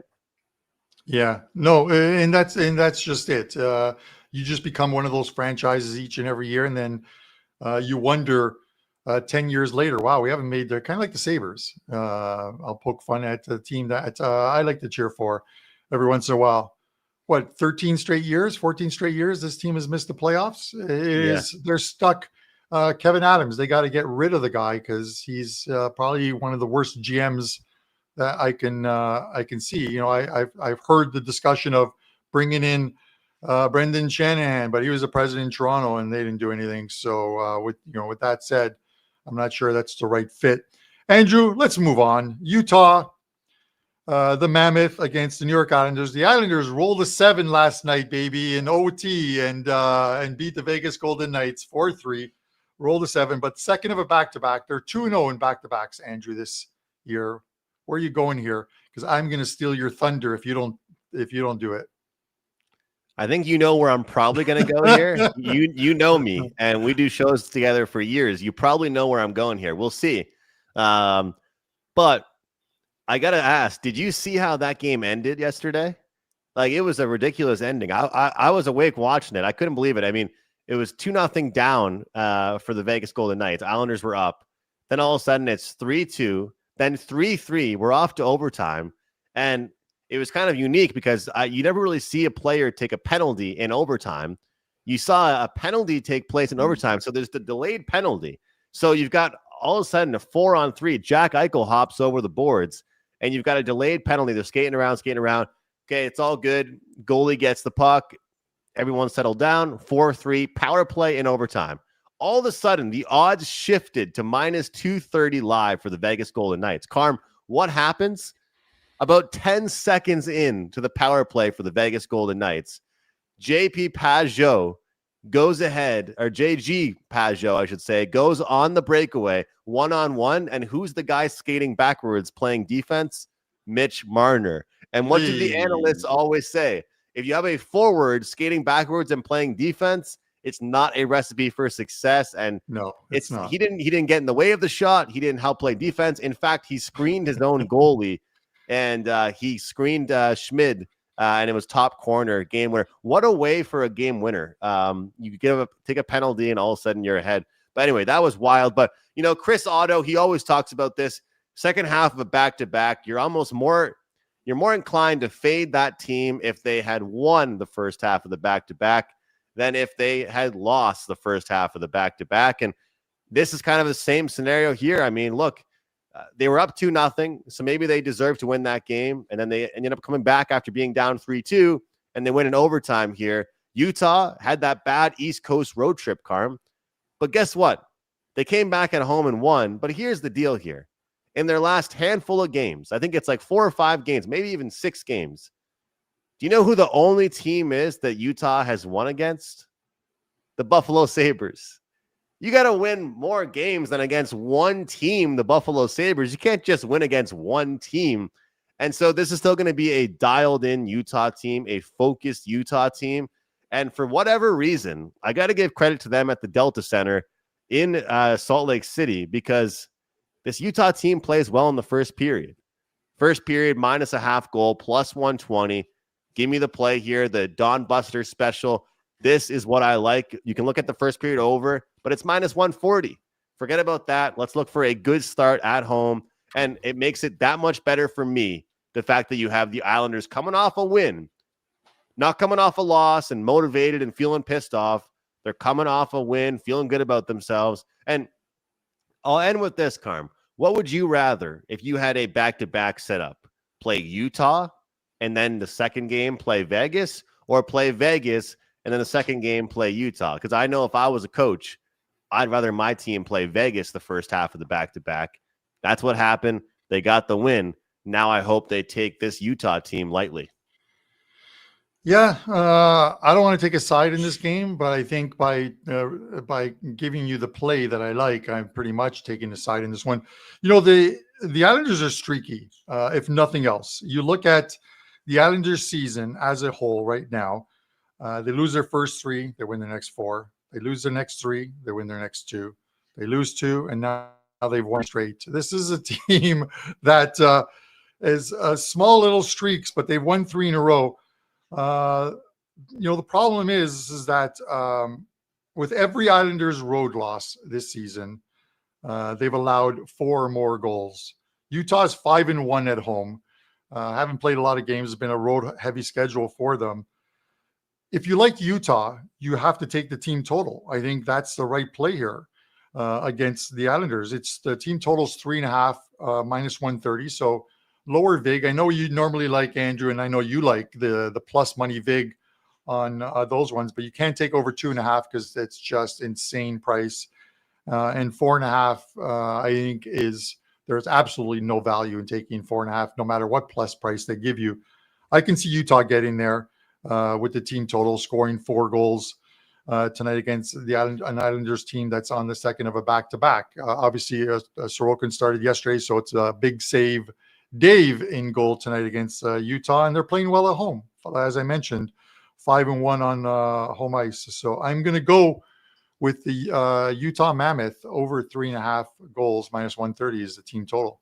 I like it, Carm. I do like it, and I'll tell you, like sometimes there's certain people and certain handicappers that care about goaltending matchups, and sometimes you just don't look at it and it doesn't matter to you as much. I think there's certain situations where you look at the goaltending matchups. And, you know, yesterday was an example, I would say, with the Anaheim Ducks. Like right now, I don't want to go against the Anaheim Ducks with Lucas Dostal in net. He's looking very good. And with this Islanders team, Carm, I don't really want to go against them if Ilya Sorokin is in net. Even though he's been a little bit better or a little bit shakier this year, it is kind of interesting to have the second half of back-to-back situation, and you have to have a different type of goalie to work with here. So big save Dave, 884 save percentage, 341 GAA. And you got to think that Utah is sitting here. They're fresh. They're ready to go. They're locked in. And meanwhile, you have a Islanders team fresh off a very exciting and underdog ticket cashed. I feel like this is a really good spot for them. So, Carm, I think that if anybody likes that over in this game, you just look towards this one team, because I think we're going to see a flat spot out of the New York Islanders. One thing I got to give them credit for, man, they do look a lot deeper this year. They do look a lot deeper, but how many teams, I guess, Carm, is what I'm trying to say, would you say that you really, really care about starter to backup? Like, obviously, you think about Winnipeg, like, if Hellebuck's not in the net, like, you know, there's a... Yeah, you don't have the same confidence in Comrie. Yeah, I get it. There's very few goaltending duels, I think, where, you know, I look at it, I'm like, okay, I'm perfectly happy with either goalie being in net. Maybe Colorado, because you know that they can still get you goals. Obviously, Mackenzie Blackwood's back. They just re-signed Wedgwood to a contract, or extended him as well too. So they got to be happy with him and how he picked up the slack, because they had a very good start to the season with Mackenzie Blackwood injured. So I think it's the one time over the last few years where you can sort of look at Colorado and not be too worried about their goaltending issues. Conversely, Andrew, the Edmonton Oilers, it's like, I don't care who's in net. I don't have confidence in either goalie, whether it's Picard or Skinner. Any other goaltending duel for you, Andrew, in the NHL? You know, I thought the Leafs last year with Stolarz and Joseph Wall was pretty good. Stolarz is he's just not playing well right now. Well, Colorado right now with Wedgwood and Blackwood, those are really good, and you've got obviously a good team over there. And I will say, as funny as this sounds, because my Montreal Canadiens just got smacked back-to-back games, and I mean they got smacked last night, bad. But at this point right now, there's really not much of a difference in both. But a lot of fans prefer the backup goalie, so there's not really a huge favorable opinion on one guy over the other. And if there is, there's more so a favor in the backup. Buffalo Sabres, Carm. How about them? They're carrying 3 goalies. Who would have thought that would have been the answer for the Buffalo Sabres to carry 3 goalies right now? Can you start all 3 at the same time? Because that's the only way they could cover the nets is start all 3 at the same time. They actually have 3 good goalies. It's just right now the team is got to play well in front of them. But I think it's a good idea because if you release one guy, they're going to get put on waivers and stuff like that. So, all right, Carm, we've got 3 different segments. We'll be quick with these, but we have the pod, we have 6 and 60, and we have my same game parlay. If you want to do your pod, then I can do my same game parlay, give you a break, and then we can do the 6 and 60 to close it out. That sounds like an excellent idea because you guys are going to be hearing a screeching bird in the next little while. My wife just had to leave for an appointment, and that thing is already that little creature is already starting to make noise. So with that said, I will start with the pod. Congratulations if you followed yesterday. The pod gets there. This one's another plus money game, and it's the game that we did not cover today, which is the St. Louis Blues and Philadelphia Flyers. And I'm going to take the Flyers here, plus 120. And I'll explain why. This is a team that with their new coach, obviously Rick Tocchet, he has them playing almost similar to what he was doing in Vancouver when they were successful, at least during the regular season, which is playing defense. They don't score a lot of goals. They've only scored 44 goals thus far this season, but they've only allowed 41. That is the lowest amount of goals scored across all of the NHL, and there's some very good defensive teams.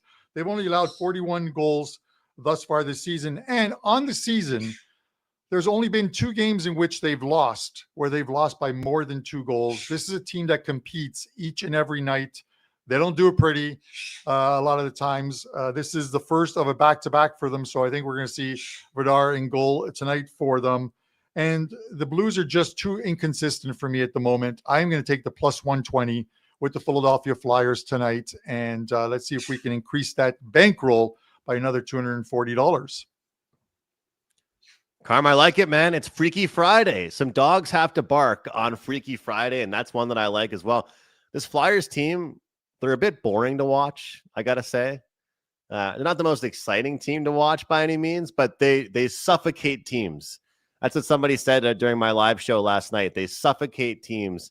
They make games boring, but that's the Rick Tocchet way of playing hockey and the way of coaching. Make things boring, play well defensively, and you're getting a pretty good plus money price on that one. So, and with those 2 teams, Carm, would you really want to lay juice with any of them? I think either way, you take the dog in that matchup, right? No, I think if you're one of the biggest mistakes you can make is, I think in sports betting is it's not about laying vig, but it's laying vig with bad teams.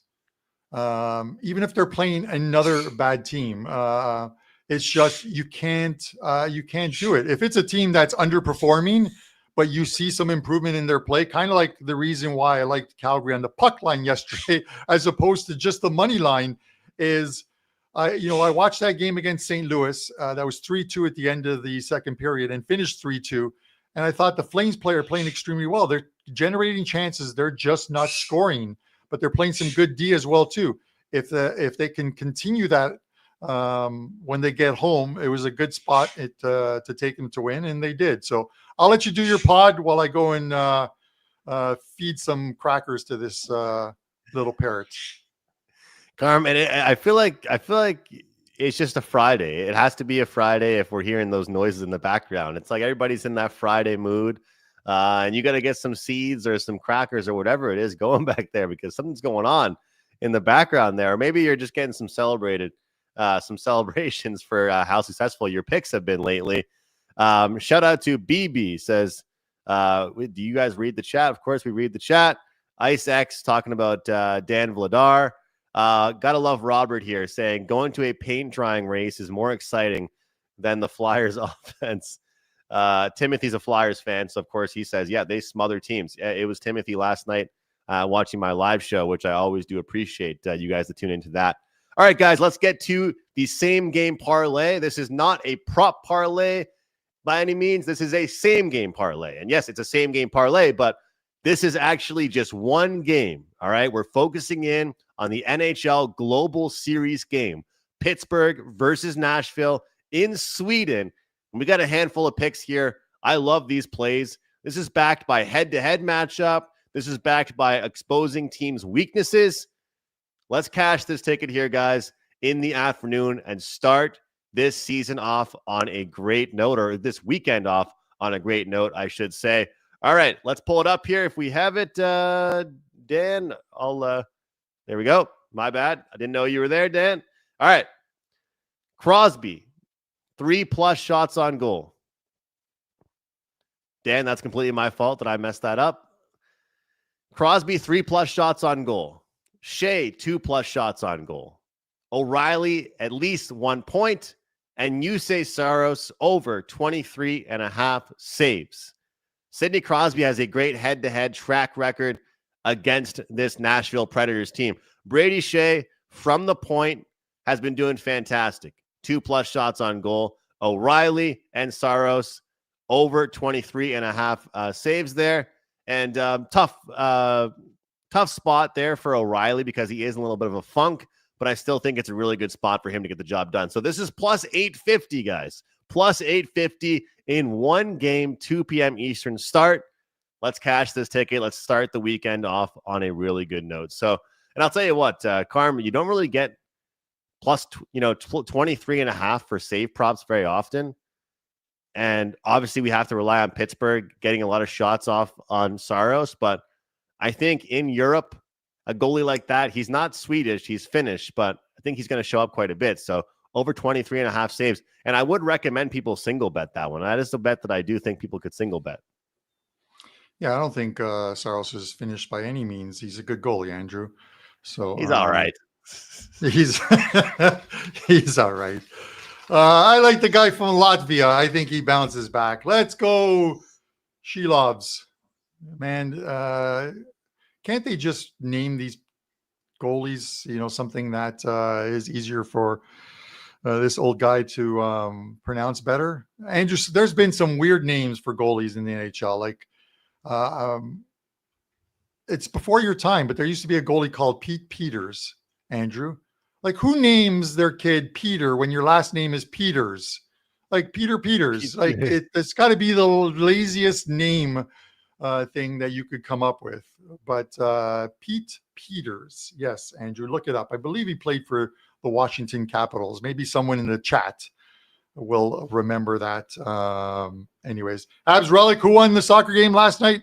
I told you guys at the end of yesterday's show, wouldn't surprise me if the game finished 0-0. Bet the draw finished 0-0. Plus 500 if you cash that ticket. Okay, with that said, Dan Alexander, you have the stopwatch ready. I'm waiting for Dan to see. Yes, I have the stopwatch ready, Carm. Do your segment. All right. Shut up, Dan. If only you guys could hear what Dan was saying in my ear. It's just, he's an Eagles fan and he chose violence this morning. So with that said. In your ear, Carm. I think it's in all of our ears. Is it? Oh, okay. It's in all of our ears. All right. With that said, we are ready. This is the 6 and 60 segment brought to you by, I'm going to try and get them as a sponsor, Blue Chew. But anyways, the 6 and 60 segment. Here we go, guys. Minnesota and Anaheim. I'm going to take the Minnesota Wild money line. Ducks showing a little bit of regression, and the Wild have won 18 of the last 19 meetings between these two teams. Give me the Wild money line. Chicago and Toronto. I'm going to take the Leafs money line in this. We're going to get a good price on them, given the fact that they're not playing the greatest hockey right now. 2-0 versus the Hawks last year, and Berube called out the team yesterday in a presser, so we'll see if they bounce back here. Columbus and the Rangers. I'm taking the over here. Rangers have found their scoring, as I said they would. 4-1 to the over. Last 5 over their last 3 games. Montreal and Boston. I'm taking the over here. Habs embarrassed 7-0 against the Dallas Stars, are now 8-1 Montreal to the over at home. Dallas and Philly. Dallas money line. Stars off a big win. 4-1 their last 5 at home. Flyers on the second of a back-to-back. And finally, Calgary and Winnipeg. Jets puck line. Let's get some plus money there. Jets are generating some chances and some scoring now that Perfetti's back in the lineup. I don't see the Flames scoring many goals in this one, so I'm taking Winnipeg Jets to end a road trip with a puck line victory. That is your 6-60. Love it, Carm. Love it. Love some of those looks. And 105. Just over. 105. 105. 105. Wait, you want the stopwatch, Carm? You got the stopwatch. There it is, right there. Yeah, but does that 105 include the original brought to you by Blue Chew, or the second one where it's the just second that you say, "Here we go," your first breakdown, the timer starts. So just cash the over, and it's the second your breakdown starts. No appeals, Carm. No appeals. You have all season. There also is the time difference between Canada and there's the 5-second time difference. The stopwatch and there's a lag. There's a bit of a lag happening. But whatever, Andrew. That's the 6-60. 4-2. Disagreeing. The bird is he disagrees with me a lot. I have band-aids on my fingers to show for it. This thing. People are going to think I'm a crack addict because I got all these puncture points on my fingers, but they're from the bird. I'm going to get his wings clipped next week because he's starting to fly. No, you have to. A crow. Yes, I got a crow, man. I am. Who's the guy from The Crow? Who's that actor? Was very good. But anyways, yes. Look at this comment here, Carm. Ethan says, I had a professor named Edward Edwardson. Is that real, Ethan? Are you messing with us? Brandon Lee. There you go. Brandon Lee is the answer. Yes. Rest in peace. Andrew, let us know what you have up at WagerTalk while I shut this little guy down. Look, 3 straight winners for me in the NHL, 3 straight team total winners. The team totals are starting to come around for us a bit here, guys. We're trusting the process with them. Cashed a one last night with the Red Wings, cash with the Ottawa Senators tonight. We got some plays we like here tonight, so don't miss my best bet in the NHL tonight. We've got a CFL Grey Cup best bet available Sunday night. You guys can get that. I understand college football, NFL, center of attention, of course, but this is the best game of the year, the biggest game of the year in the CFL, the Grey Cup, and I have a best bet opinion on it. And of course, don't miss the Saturday busy slate. I mean, you got games starting tomorrow afternoon, going into the late hours of 11 p.m. So looking forward to a great, great weekend. And that great special, guys, right now, 10 days of plays for less than $10 a day is really, really good. And the NFL props are going very well for me. 21-8 run in the NFL props. We'll try and keep things going with that. So let's cash some tickets, guys. Let's have a great weekend. Let's keep things going. And that will do it for me here. Carm, I know you got an issue you're dealing with behind you. I know how it can be with the distractions, but you're doing well across multiple sports, man. What do you have going? Yeah, my wife's usually here, so little Sonny would be in another room and not chirping up a storm. I tried to bribe him with some sunflower seeds, but he just ate all of those, and that's it. He's disagreeing. Anyways, soccer, a couple plays today in World Cup qualifying. You can get them over on my page. Oh my God. Sorry, guys. A little annoying. Over on my page, one play up a best bet in the NHL. Last night's best bet cashes with the Toronto Maple Leafs, LA Kings over. A profitable day in the NHL as well, too. And a big weekend, college football and NFL 5% play, and 3 other 4% plays loaded in the NFL. So grab that 99-day, 10-day package, and you'll get all of the stuff up. With that said, for myself, Andrew McInnes, and the guests this week, and of course our producer, Dan Alexander, have a great weekend, guys. We'll see you on Monday.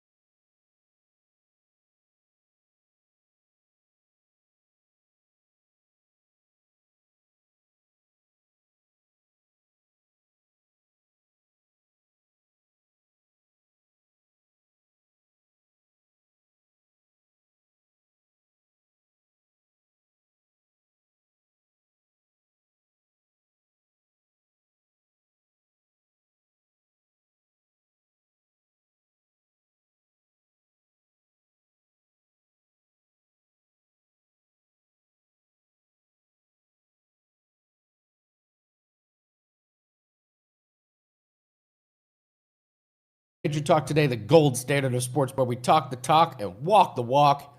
It's Football Friday, boys and girls. An incredible lineup to get ready for the weekend. Gianni The Greek leads us off with the Steam Report. Teddy covers. Going to cover Oklahoma and Alabama, the Seahawks and the Rams. And we're going to do, of course, Sell Me. Marco's going to break down Chiefs versus Broncos, Notre Dame Pitt, and he's going to bring us his wing sauce of the week. Dan and I are going to wrap things up with our Pick 5 Super Contest segment, and we got some free plays for everybody. Like I told Dan, nothing gets the weekend started like a Brooklyn Nets player prop. Don't worry, I got you covered. All right, hit that like button, and let's bring in Yanni. Yanni, it's Friday. Every sport basically is going except baseball. Let's get started. It's Football Friday. Let's start with some college football. Let's start with college football. And coming off a nice little winning day, we'll always take that, of course. Two good football games. I mean, one's a really chalky one, but still, we're seeing good action. Let me pull up the latest that we have. In this one, hold on. All right. Louisville, Clemson, under money. If you look at like those percentage sites that tell you where the action is, it's going to show you that over is where the public money is. I bet you it's going to show you 6 out of 10, 70% on the over. Here's what I can tell you. Looking right now in the back end of a book that has a lot of recreational players, they're getting under money from the recreational bettors. They got under money from the sharp bettors at 51.5 also. So you have a situation where you have the public and the sharps on the under. That's why you're looking at 50 at some of these sharper books. Remember, 50, 51, those are some key totals. And for the book to come down through that, rest assured, you're getting a lot of pressure from both sides. Because if this was two-way action where you had so much over money from the public, sharps come in, take the under 51.5, that would help balance it out. That's not what you're seeing. You're seeing pressure on that under. So I think that's public and sharps on the same side. And then Louisville getting the money from the recreational bettors. And when you look at Louisville right now, they're ranked like in the top 20. All right. They're barely in my top 30 power rating wise. Why? Because they've had the 68th toughest, almost the 70th toughest schedule in all of college football. So Louisville's had a very easy strength of schedule. And I think that's why you're seeing that 3 getting picked off. Like whenever it's gone to 3, it opened 3.5. Sharps took the 3.5, went to 3. Piggybackers took the 3. That pushed it to 2.5, but you're getting 2.5 from the public on Louisville. Anytime a book is going to 3, that's getting picked off. So on the side, you have a difference of opinion between the sharps and the public. Sharps on the dog, public on the favorite, but both are on the under. Oregon, Minnesota. Now, this is a difference of opinion on the total. Sharps went under when this line opened up. Public is going over, obviously. Low total, Oregon, they're going to bet it over, even though they haven't been, that over team they have been historically. Also, line has moved up in favor of Oregon. We saw some take back at 26. You're going to see that a lot when the line moves significantly. We'll talk about that in college basketball. Don't let that really scare you. With that said, again, Oregon's going to get the money. They're not attracting any Minnesota action except, like I said, from the sharps when it got as high as 26. But yeah, it's one of those games that, not a sexy game. High spread, low total, nothing to get excited about. But yeah, that's what we got in the college football today. All right. Anything interesting going on with NFL that we need to be aware of? No, because it's all about Saturday college football so far. Other than Purdy now saying he's starting in San Francisco, and that 3 now got juiced. It already got bet. The look ahead was 1. That got bet up. Now it got the 3. Also, there was a ton of public money already fading Arizona and betting San Francisco. So it'll be interesting to see how long it takes before they get the 3.5, because it's a later afternoon game also. So it's going to be a ton of one-sided action. And here's what I wanted to talk about real quickly in the NFL, since you brought it up. These lines that moved like that, the Chargers line, the San Francisco line, they all went from like pick 'em or -1 or even +1 look ahead to -3, key number of 3, all because of what happened on Sunday. That's a lot of recency bias factored into those 3s that you're seeing on the NFL board for Sunday. Doesn't mean the dog's going to cover, but you are now paying a premium to back those favorites. So if you're going to lay that 3, have some conviction, because that look ahead was they were the dog or at a pick 'em. And again, the adjustment may be warranted, but it's a little significant when you get up to that key number of 3. All right, we'll talk a little NBA. We got a ton of NBA games tonight. So where's the money coming in on NBA? I narrowed it down to 3 sides that are legit. 504 Knicks -4.5 and 5.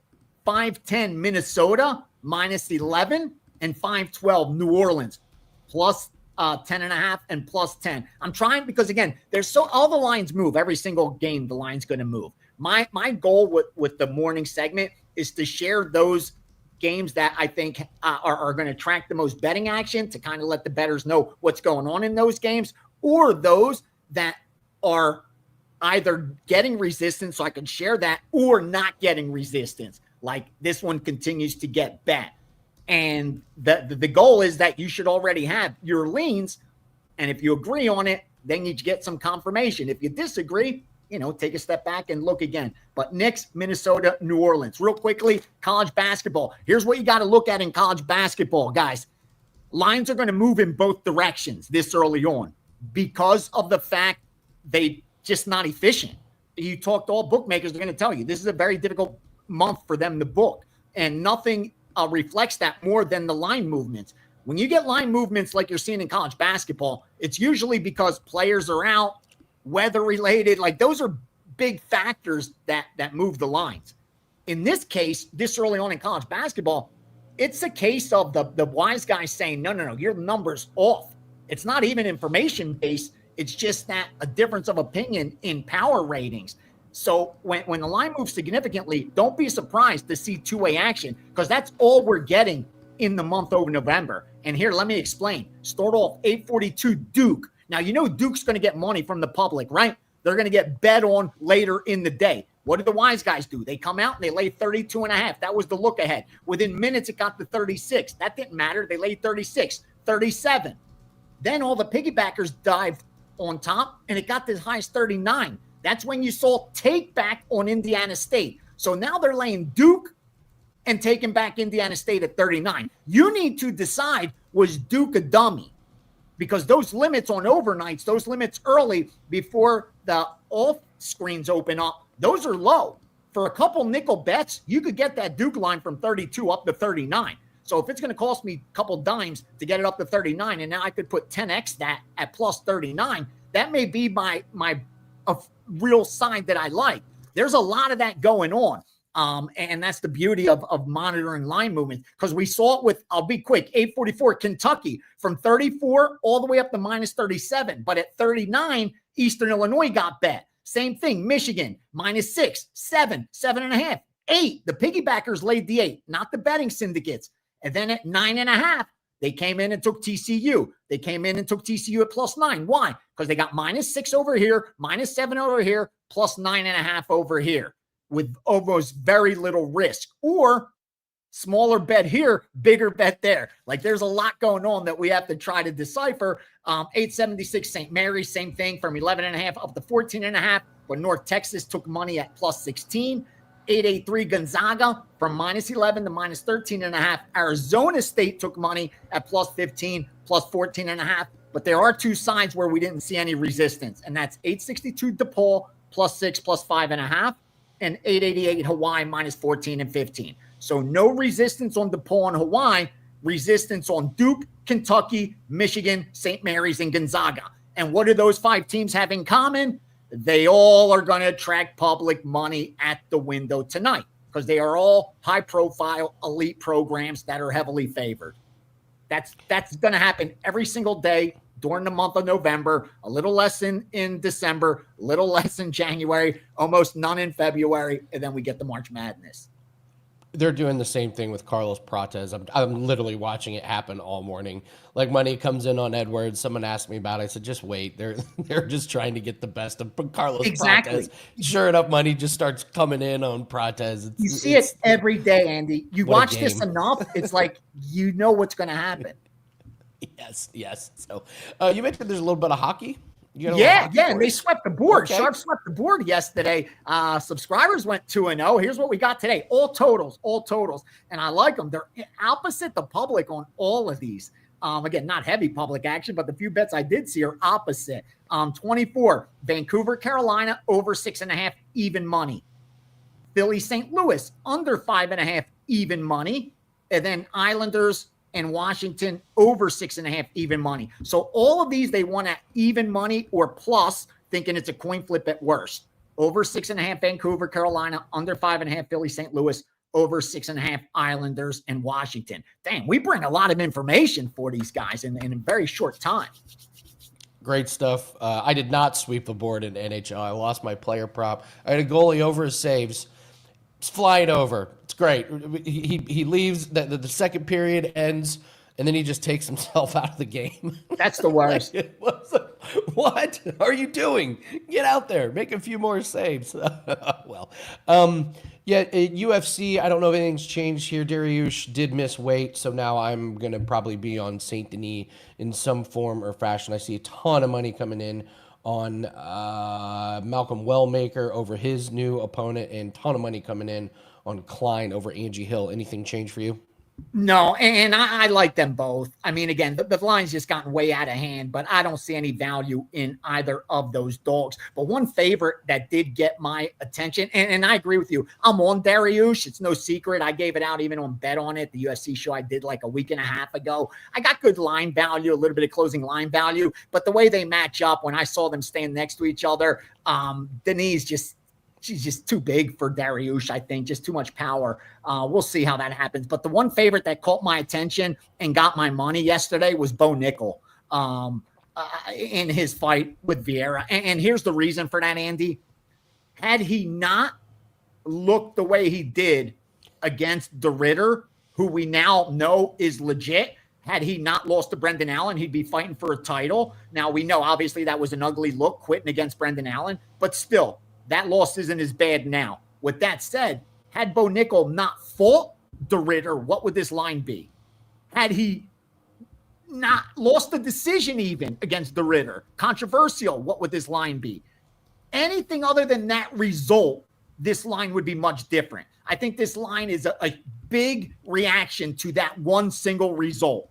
I don't think it's warranted because they fought for less than 10 minutes. Like, anything can happen in a 10-minute fight. I think there's a lot of randomness. Not saying Nickel would beat De Ridder now, but just saying that big line movement, the adjustment, let's not forget, he was like a -1,000 favorite in that fight, 800, whatever he was. He lost, but now you're getting him at a huge discount against an older Vieira who's coming off a win against Gore, and that's the only reason this price is this low. His best years are behind him. I like Nickel there. Love it. It's a jam-packed weekend. I can only imagine what you have up at WagerTalk. Let us know what you got. UFC package is up there. 8 bets in there already with a 5%. So with that package is good sitting there. College football won 10 of 12 weeks. I'm coming off a losing week, but already 4-0 in college football this week. We're going to progress towards our mean of being number 1 in profit. I'm going to have a kick-ass Saturday card. That's already up there. Sunday NFL as well. That card's up there. Pair of 4%. And, of course, our Steam Room on Sunday will go live heading into that final hour. I'll be back on Last Call Saturday and Sunday. Best of luck. If you're betting college football and NFL, you're already on board. So let's just do some damage this weekend. And good luck to you in the UFC as well, brother. Yeah, let's have a big weekend. What a bettable card in UFC 322. Gianni The Greek, thank you so much. Great stuff this week, getting us ready for the weekend. All right, what do we have up at WagerTalk here? I did not have a great night last night, full disclosure. Lost in NBA, lost that NHL play. We did hit our NFL prop, so that was awesome. Just barely gets over. But we have our Sunday pack that is up for NFL. Don't get that. We have a special on my page, wt.budge/a. I'll get you Sunday and Monday Night Football props that we have up. So looking to build off of last night's win. NBA props are up for tonight. We got a couple of them in there. I'm going to give out one on all around the world. And we're debuting boxing. We've been paper trading boxing for a while. We put out our first bet officially to clients last week. It hit. And folks at WagerTalk are gracious enough to let us do half price to try and build this thing up. I want to show you we can build bankrolls with boxing. So it's only $7.50 for our boxing best bet. And, of course, we got our 5% UFC best bet. Absolute ton going on over at WagerTalk here. You can get there on my page at wt.buzz/AL, up 30 units in November. So really humming along. Speaking of humming along, Teddy covers. Coming off a nice weekend last weekend in NFL. We got football to talk about, Teddy, but I sent you a message earlier. I want to get your thoughts on the Thunder. I'm trying to not overreact to this being one of the best teams I've ever seen. It might be the deepest team I've ever seen in the NBA. This team can sit guys, and they got plenty. I've never seen an NBA team that's like they got too many guys on their team. What's your take on the Thunder? I know it's early. I know I'm overreacting, but I'm blown away by this team. So I had a great NFL Sunday last Sunday, swept the board. And then this week I decided to step in front of the Oklahoma City Thunder a couple of times. I stepped in front of them twice. And neither one was competitive. The Warriors got annihilated. The Lakers got annihilated. Annihilated. Games were over by halftime. There was no, let's sweat out the fourth quarter. The quotes from the opposing coaches and the opposing players after the games were speaking up Oklahoma City pretty good.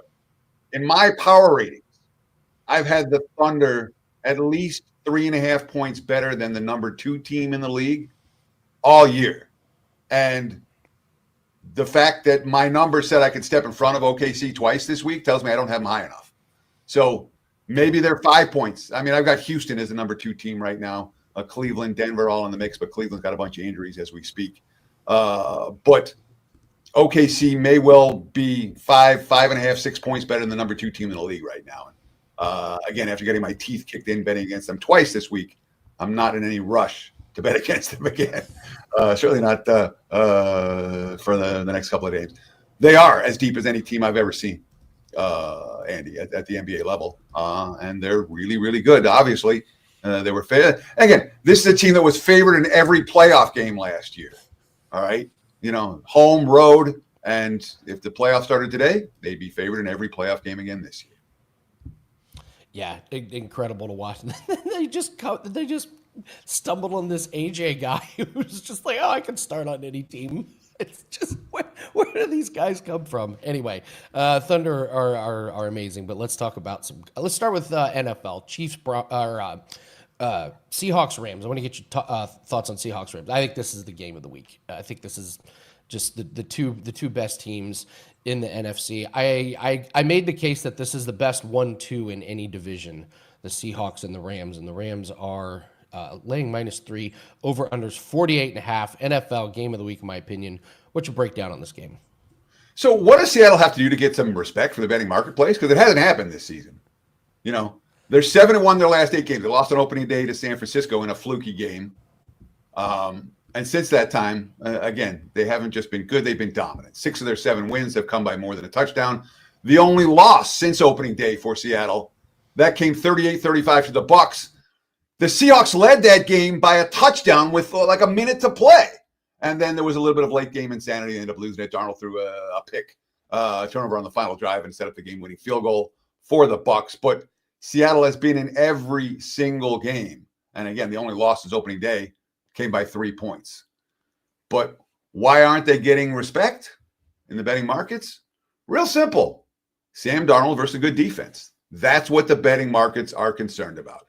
Just like we saw in the Bucs game where Darnold threw the key interception that cost them the game. And when you have Sam Darnold versus Matthew Stafford, Stafford's going to get the love. And Stafford's been as good as any quarterback in the league. All right. 20 touchdowns, 0 interceptions over the last 6 weeks. That is a veteran quarterback who is locked in. You can say he's playing the best football of his entire career right now. Oh, by the way, the Seahawks, -4 turnover margin. And of course, LA, from a point spread perspective, they've been dominant. All right. They've only lost twice this year against the spread. And one of those 2 losses came in arguably the worst bad beat of the season when the Rams were going to kick the game-winning field goal and instead had it blocked and returned for a touchdown in Philadelphia. So they've been a point spread machine, basically. And they've been a point spread machine against Seattle. 8-1 against the spread the last 9 versus the Seabags. They covered both meetings last year. That being said, Seattle's won 10 straight road games. I mean, this team's been a monster on the highway. Better at home, better on the highway than on the road. And, of course, it's a Seattle team that 5-0 in their last 5 tries to division road dog under McDonald. He's been very, very good in this role. Meanwhile, the Rams just 1-6 against the spread, their last 7 as divisional home chalk. I'm making cases for both these teams. I am. This is not one of my stronger opinions. Slight lean towards Seattle here. I'm not in any rush to step in front of LA. All the sharp money has come for the Rams early in the week, driving the 2.5 to 3 at +3 and 3.5. At 3.5, I look at the Seahawks. At 3, I think this game is priced appropriately. Maybe we're looking at an under between two teams that are pretty damn good on the defensive side of the football. Yeah, probably a game better to just watch and enjoy as a fan as opposed to trying to put your money on it. There's just a lot better spots here. Let's talk Oklahoma and Alabama. Then we're going to do sell me. We got, number 4 versus number 11. Really good matchup here. How do you break down Oklahoma and Alabama? Sure. Well, let me look at the Odds Logic live odds screen. And by the way, guys, if you haven't gotten your free trial, get a free 7-day all access for oddslogic.com. It's a cool product to play around with. You know what I mean? I encourage you to try it because A, I use it every day, and B, it's good. All right. So check it out. Again, oddslogic.com/Teddy gets you a free 7-day trial, all access for the Odds Logic live odds screen. But looking at that live Odds Logic live odds screen right now, I'm seeing Alabama -6, the prevailing number. There's a couple of 5.5s out there. Total sitting 46/46.5. And in this one, I think I got a stronger opinion than the first team that we broke down. You know, Alabama lost. They got blown out by Oklahoma last year. It was 24-3 in Norman. It was a pretty bad loss. And one thing we've seen this year from Kalen DeBoer and this squad, they've been pretty good in these revenge in these revenge spots from a year ago. How about 8-1 ATS in their last 9 tries in this role? They've been beating up on good teams. They've been beating up on good teams at home. And the number looks short. You know, again, since they lost on opening day, and that was a poor performance on opening day, 8 straight wins for Alabama, winning most of them by margin. They're in revenge. They're at home, and they're laying less than a touchdown. You know, that to me feels a little bit cheap for the home team. Now, certainly from a situational standpoint, you have Oklahoma coming off that fun win at Tennessee in which, yeah, they played fairly well, but Tennessee made a lot of mistakes in that ball game. Tennessee turned the ball over again and again and gave the ball to Oklahoma in advantageous field position. The Sooners were able to cash in. John Mateer, the quarterback, who, again, has shown signs this year of playing well, but when he steps up in class, he's had issues. John Mateer, 19-29, 159 passing yards in that game, 5.5 yards per pass attempt, no touchdowns, 1 pick, and that was against Tennessee's defense. Meanwhile, Joey Aguilar against the defense for Oklahoma, 393 passing yards, 8.7 yards per pass attempt, 3 touchdowns. They ran the ball effectively. They won the turnover battle. I'm not convinced they can do either one in this matchup. Alabama, to me, a little bit of a one-way team right now. I think that opening day loss got the focus and got the line value that everyone was looking for. The Crimson Tide have been bet on ever since. I don't think that changes here. The number's short. The wise guys like this Sooners. The wise guys like the Sooners. They like this Sooners defense. I do not trust Mateer against this level of defense. I think Alabama finds a way to pull away. Crimson Tide or pass for this better. All right, Teddy, we're going to do sell me. But first, tell everyone what you have out. Coming off a beautiful sweep in NFL. Let's do it again. I'm sure you got some plays up. Tell everyone what's up on your page at WagerTalk. Sure. We went 3-0 in the NFL last Sunday and looking to do it again this week. Right now, all I got is the NBA posted. As soon as I'm finished with this segment, But we got a couple of free play videos to do, and then we'll be putting up my plays for NBA and college football this weekend. So check back wt.buzz/TC to get on board. NBA already posted. Again, NFL and college to follow in the not too distant future. All right. It's time for the segment you all don't want. It's a segment you all need. Let's bring in Dan. Dan randomly picks an NFL game. He then assigns myself and Teddy a side, and we have to make the case impromptu on the spot as to why said team will cover the spread. Where are we going this week, Dan?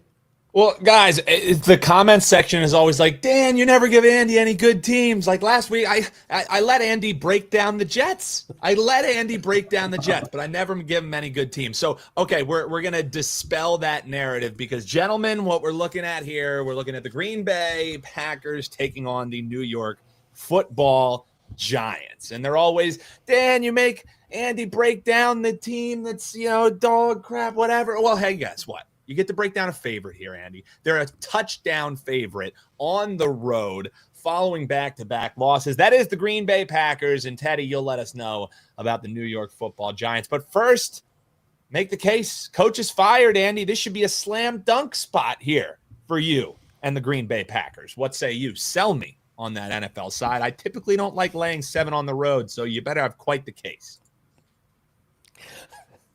Give Andy the good team, the one that's dropped 2 in a row at home to Carolina and who just put up 7 points. Yeah. Thanks for giving me the good team there, Dan. Okay. Can you interest me in a team that has not done well at home and is now on the road? Yeah, that's the Green Bay Packers. Their last 2 road games, they won. They beat the Steelers by 10 points. And this is just a fade of the Giants. Yeah, fired head coach. Their star running back is out. Now their star quarterback is out with, 6 trips to the blue tent with concussion protocol. Enter famous Jameis. There's a reason why he hasn't been playing all year on this team or any other team. It's because he throws a lot of passes to the other team. And not only that, their rush defense is truly horrific. They've given up over 200 yards rushing average in the last 3 games. This is a perfect spot for Green Bay to get back to basics. Let's run the ball with Josh Jacobs. Let's take advantage of this really bad rushing defense. And where's the motivation for the Giants? I mean, come on. All the wind has been taken out of their sails. This is an impossible job for an interim coach to come in and try and fire up the troops. They're down Neighbors. They're down Scatboth. They're down Jackson Dart. They're basically playing a backup team. Great get-right spot for Green Bay. I have no problem laying the touchdown here on the Packers on the road. No problem laying the touchdown for Mike Kafka's new audition for potentially a head coaching job. And, Teddy, let Jameis cook. Jameis Winston, not Russell Wilson, will be playing quarterback. Sell me on the New York Football Giants. Well, let's start with this. It's Jameis Winston at quarterback, not Russell Wilson. But the clear issue here, well, there's 2 of them. First, you have the new coach bump. And I know that Tennessee didn't react well to the new coach bump when they faced New England. That said, historically, in the NFL, you like a team that first week after the coach got fired. And this is that for the G-men. Motivation?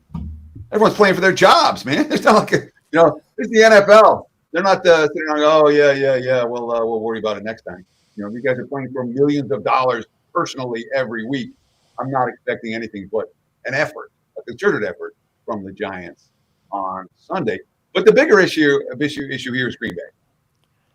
We've seen this Packers team. Let me just get all the numbers right here. Packers been laying more than a field goal this year. They laid 7.5 to Cleveland and lost. They laid 6.5 to Dallas and tied.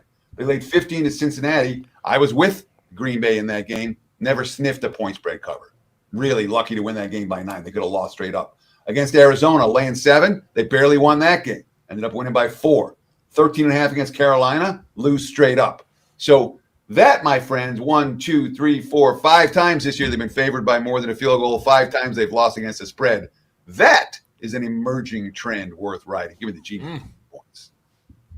For what it's worth, 20-14 is that trend, Teddy, when following the coach being fired. That's since 2010. 20-14 against the spread record, and you're flipping a coin on the money line. It's 17-17. So if you like riding that, that could be something. Sorry, Andy, I maybe let out the bag, which I have in my Circa plays. But comment below and let us know which side you were sold on, Packers and Giants, and comment below what game maybe you want to hear for next week. But as always, guys, I love this segment, and I look forward to it every single week, as I do hearing about the wing sauce with Marco coming up here. Well done, both of you, gentlemen. But Andy, I gave you a side again that I probably already didn't want. I'm sorry.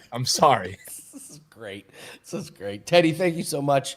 Let's get another sweep in NFL. Thank you so much for joining us. Have a great weekend. Thank you, Andy. And of course, be sure to tune in right here on the WagerTalk YouTube channel for End Zone Live on Sunday. And of course, for the WagerTalk opening line report next Monday. Cheers. All right. Yeah, opening line report Mondays at 11. I watch the show while I'm getting ready for Wager Talk today. So great comment in the comment section. Fat Sean, can we investigate the women's college basketball from last night in Hawaii? They were minus 41.5 favorites over a D2 school with a team total of 73.5, and they scored a total of 46 points after OT. Yes, Fat Sean, no investigation needed. They were 1 of 26 from threes, and the cat was out of the bag with this team. They struggled against Portland State in their first game. There was no reason to be betting anything on Hawaii women's basketball. They are a fade when they're that big of favorites. Someone asked about the Grey Cup. I will go with the Rough Riders. They've been the best team all year. This is a 3.5 point spread. I have no problem playing the money line or laying the minus 3.5. All right, bet you guys didn't expect me to come with the heat on the Hawaii women's basketball program. All right, let's bring on Marco and let's talk some more football. Marco, were you on Hawaii over St. Mary's? No, I was not. Okay, well, neither was I. I just looked that up. All right, we got some big games here. We got our sauce of the week. Let's jump right into it. Chiefs and Broncos, probably second best game on the card. I think the Seahawks and Rams might be best, but man, this one's a doozy. I have this in my super contest plays. I hope we're on the same side. We get the Chiefs -4, over under 44.5. What's your breakdown on this one? Well, let's just call this what it is. It's the public perception game of the week. It might be the public perception game of the year because you've got the Denver Broncos coming in here as a favorite against the 8-2 Denver Broncos, who are getting no respect. And all you're going to hear this week is Andy Reid coming off a bye. He's had 2 weeks to prepare for this game. And we know Andy Reid in his head coaching career off of a bye is 22-4 straight up. He was 13-1 with the Eagles, now 9-3 with the Kansas City Chiefs. The public is going to bet Kansas City. We've talked to numerous bookmakers around town, various radio shows I do. When I talk to them, I joke with them. I said, you guys have the Kansas City Chiefs as the favorite still in the future book to win the Super Bowl. And do you know if the season ended right now before this Sunday's games, right now, they wouldn't even be in the playoffs. That's how much the public believes in Kansas City. And we're looking at a line of 4. I can't get to the window and lay 4 in this game. And everybody's going to point out last Thursday night's game, the ugly performance by Denver against the Raiders. Well, when we did bet on it, I said, this is a game that the Broncos have one goal. They want to get in and they get out.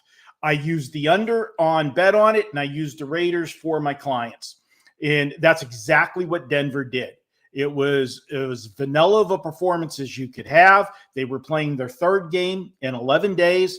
And so just totally throw that game out. And they've had like a mini bye because they come on off the Thursday. So even though Kansas City has the full bye week, they're getting 10 days of themselves to prepare for this game.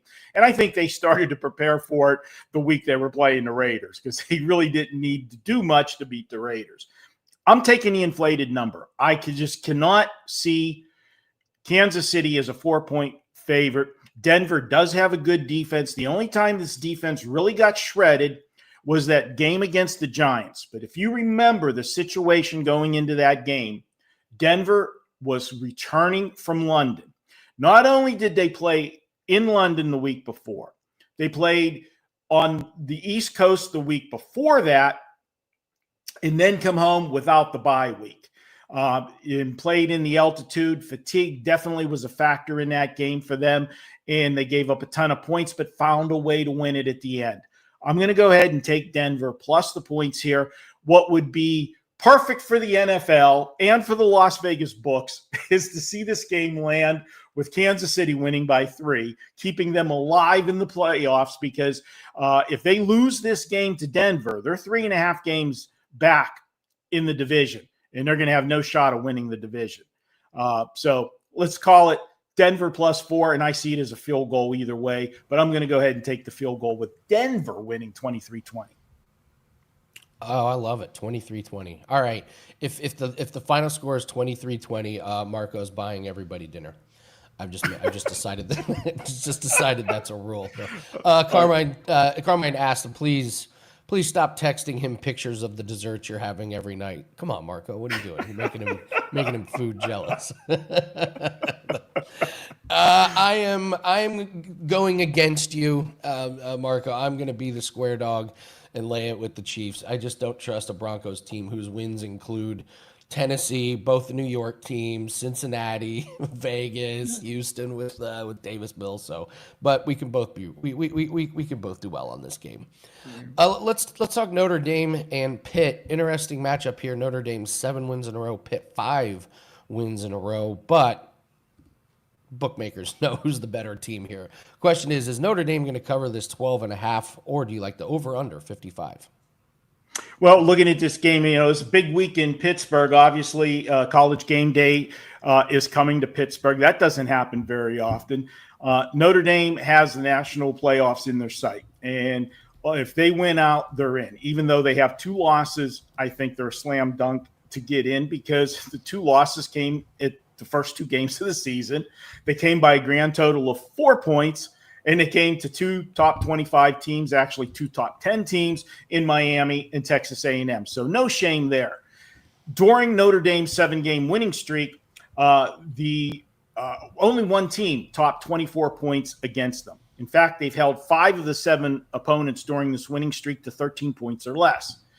The Notre Dame defense, if you remove the Navy game, which we know Navy does one thing, they run the ball a gazillion times, so they're going to get yardage. If you take that game out and look at their other 8 games this season, Notre Dame is holding their opponents defensively to 2.82 yards per rush and just 89 yards per game.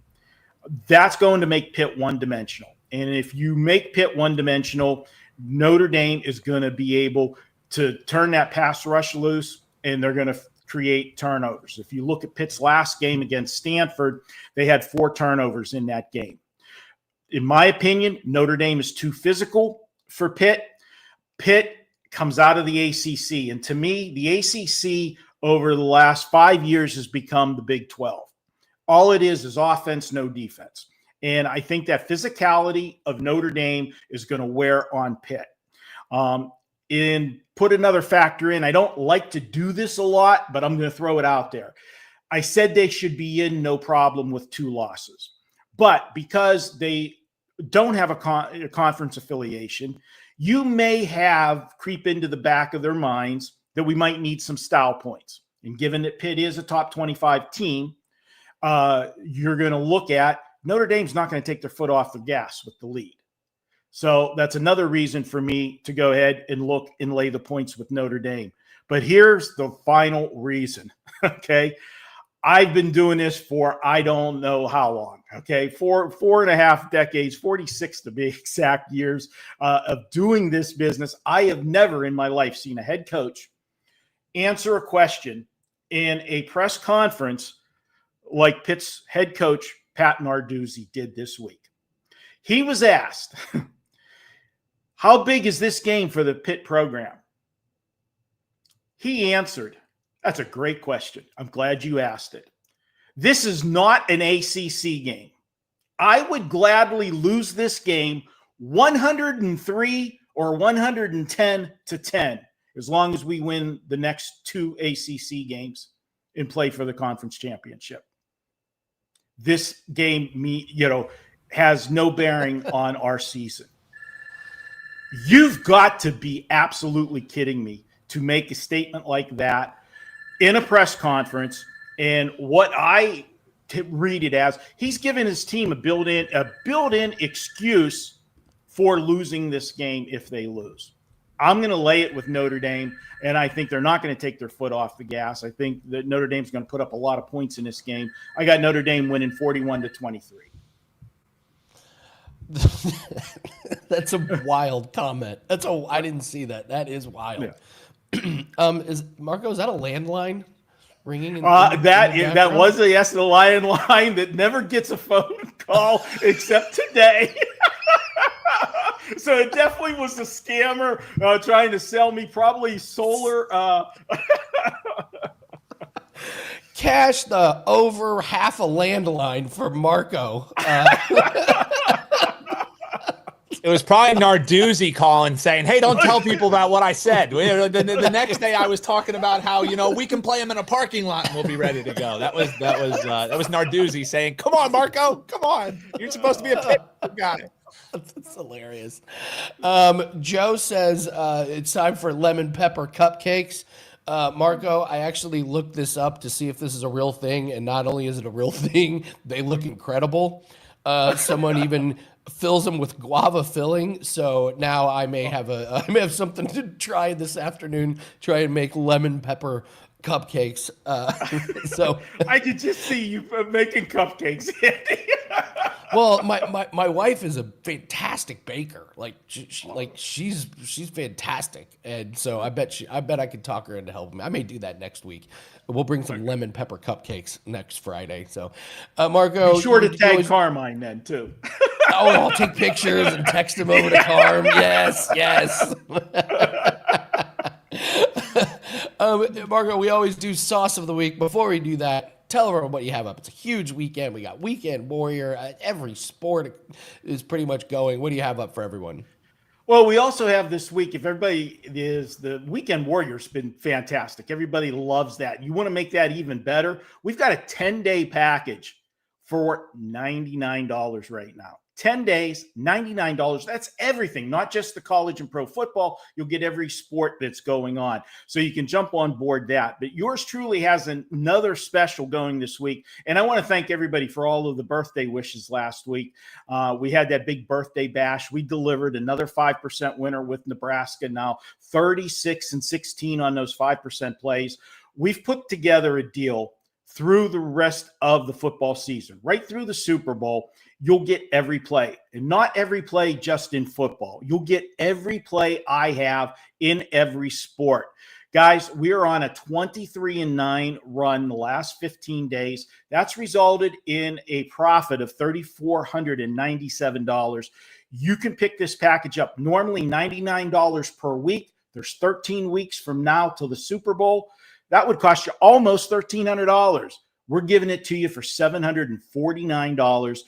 Take advantage of that package over at WagerTalk. You can go directly to my homepage at wt.buzz/MD.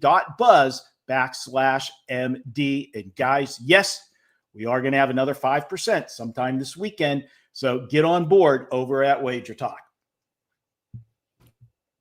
All right, it's time. Sauce of the week. Marco gives his wing sauce of the week, compares it to a team, a player, a coach. Who you got this week? Well, we're going to go with a player. And the last few weeks, I've been kind of a dick with some of the people that I've called out. This week, I'm going to be a nice guy. And we're going to go to the Indiana quarterback, Fernando Heis Mendoza. I see what you did there. Mendoza last week, guys, and I know Penn State has had a rough year, but Dan can tell you there's nothing like that crowd, that fan base in Penn State to take over 2 minutes left in the game, actually 1:51 left on the clock, starting at your own 20-yard line, no timeouts, And on the first play, you're sacked for a 7-yard loss. So you're back to your 13-yard line. Clock is running. You've got no timeouts. He then proceeds to connect on a 22-yard pass, a 12-yard pass, a 29-yard pass, a 17-yard pass, and then on 3rd and goal from the 7-yard line, just 36 seconds left, he hit the game winner on probably the catch of the season by Omar Cooper Jr. To win. That was an absolute clinic on running the 2-minute drill with no timeouts. And if you notice the passes that he completed that I said, every one of those passes were over 10 yards. Why is that significant? Because when you have no timeouts, you need to stop the clock somehow. You either have to have a pass play that goes out of bounds, or you get the first down where you get the chance to reset while they're resetting the chains. That was an absolute magnificent drive in hostile environment. And for you, Mr. Mendoza, you get the sweet chili sauce, because that drive was absolutely sweet and you were chill, had ice running through your veins, my man. And I think you did lock up the Heisman Trophy, unless you absolutely would have to shit the bed the last couple games of the season. That is your Heisman Trophy winner. I mean, Heisman Mendoza is just, how has that not been? You just coined it, Mount Marco, so you know this thing's going to take off. The production team is going to clip this and send it out, and all of a sudden it's going to be hashtag Heisman Mendoza. so funny. It was sweet. I was trying to think of a better college catch. Off the top of my head, I couldn't really. There's got to be some out there, but that catch was just. I mean, it's the combination, not only of the catch, Andy, but the circumstances of the catch. I mean, we've had some spectacular catches, but how many of them were for game winners like that?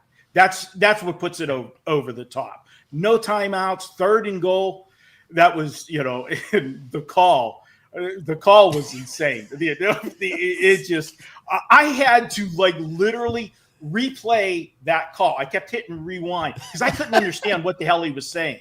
Could you on the first? I was too busy yelling and screaming. I wasn't listening to Gus Johnson. I was, oh my God. I'm texting all my IU friends because we all graduated from IU. So RJ says Chris Carter made an amazing catch back in the day. Okay, I'll look that one up.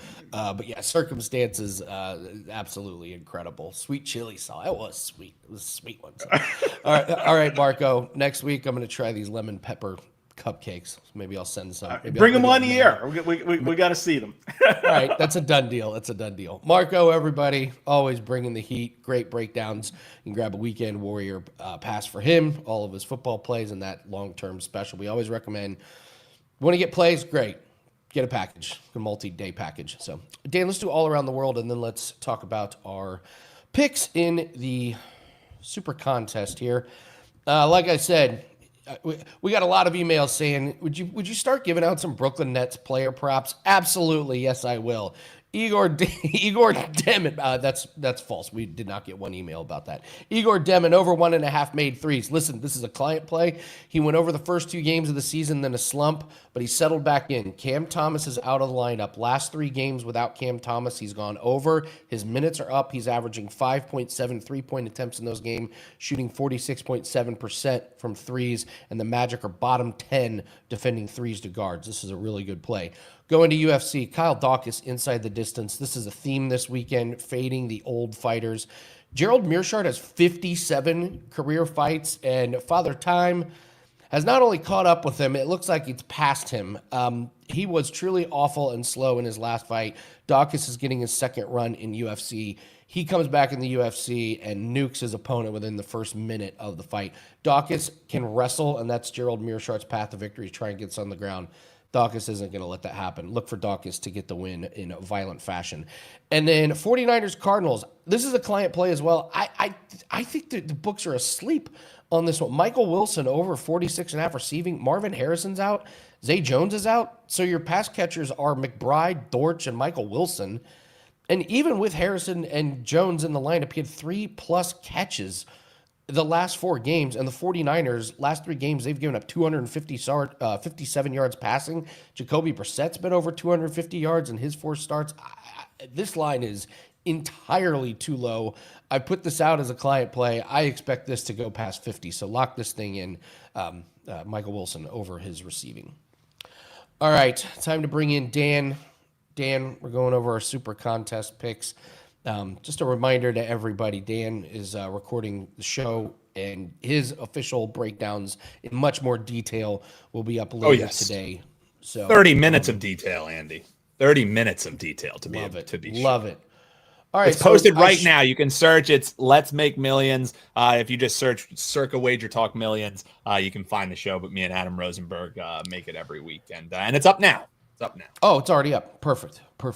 All right, I'll share my picks here. I struggled. I can't say I'm super confident about a lot of these, but I'll start with this Bengals and Steelers. I don't think the Steelers team is very good. They've lost 3 out of 4. They lost outright to this Bengals team.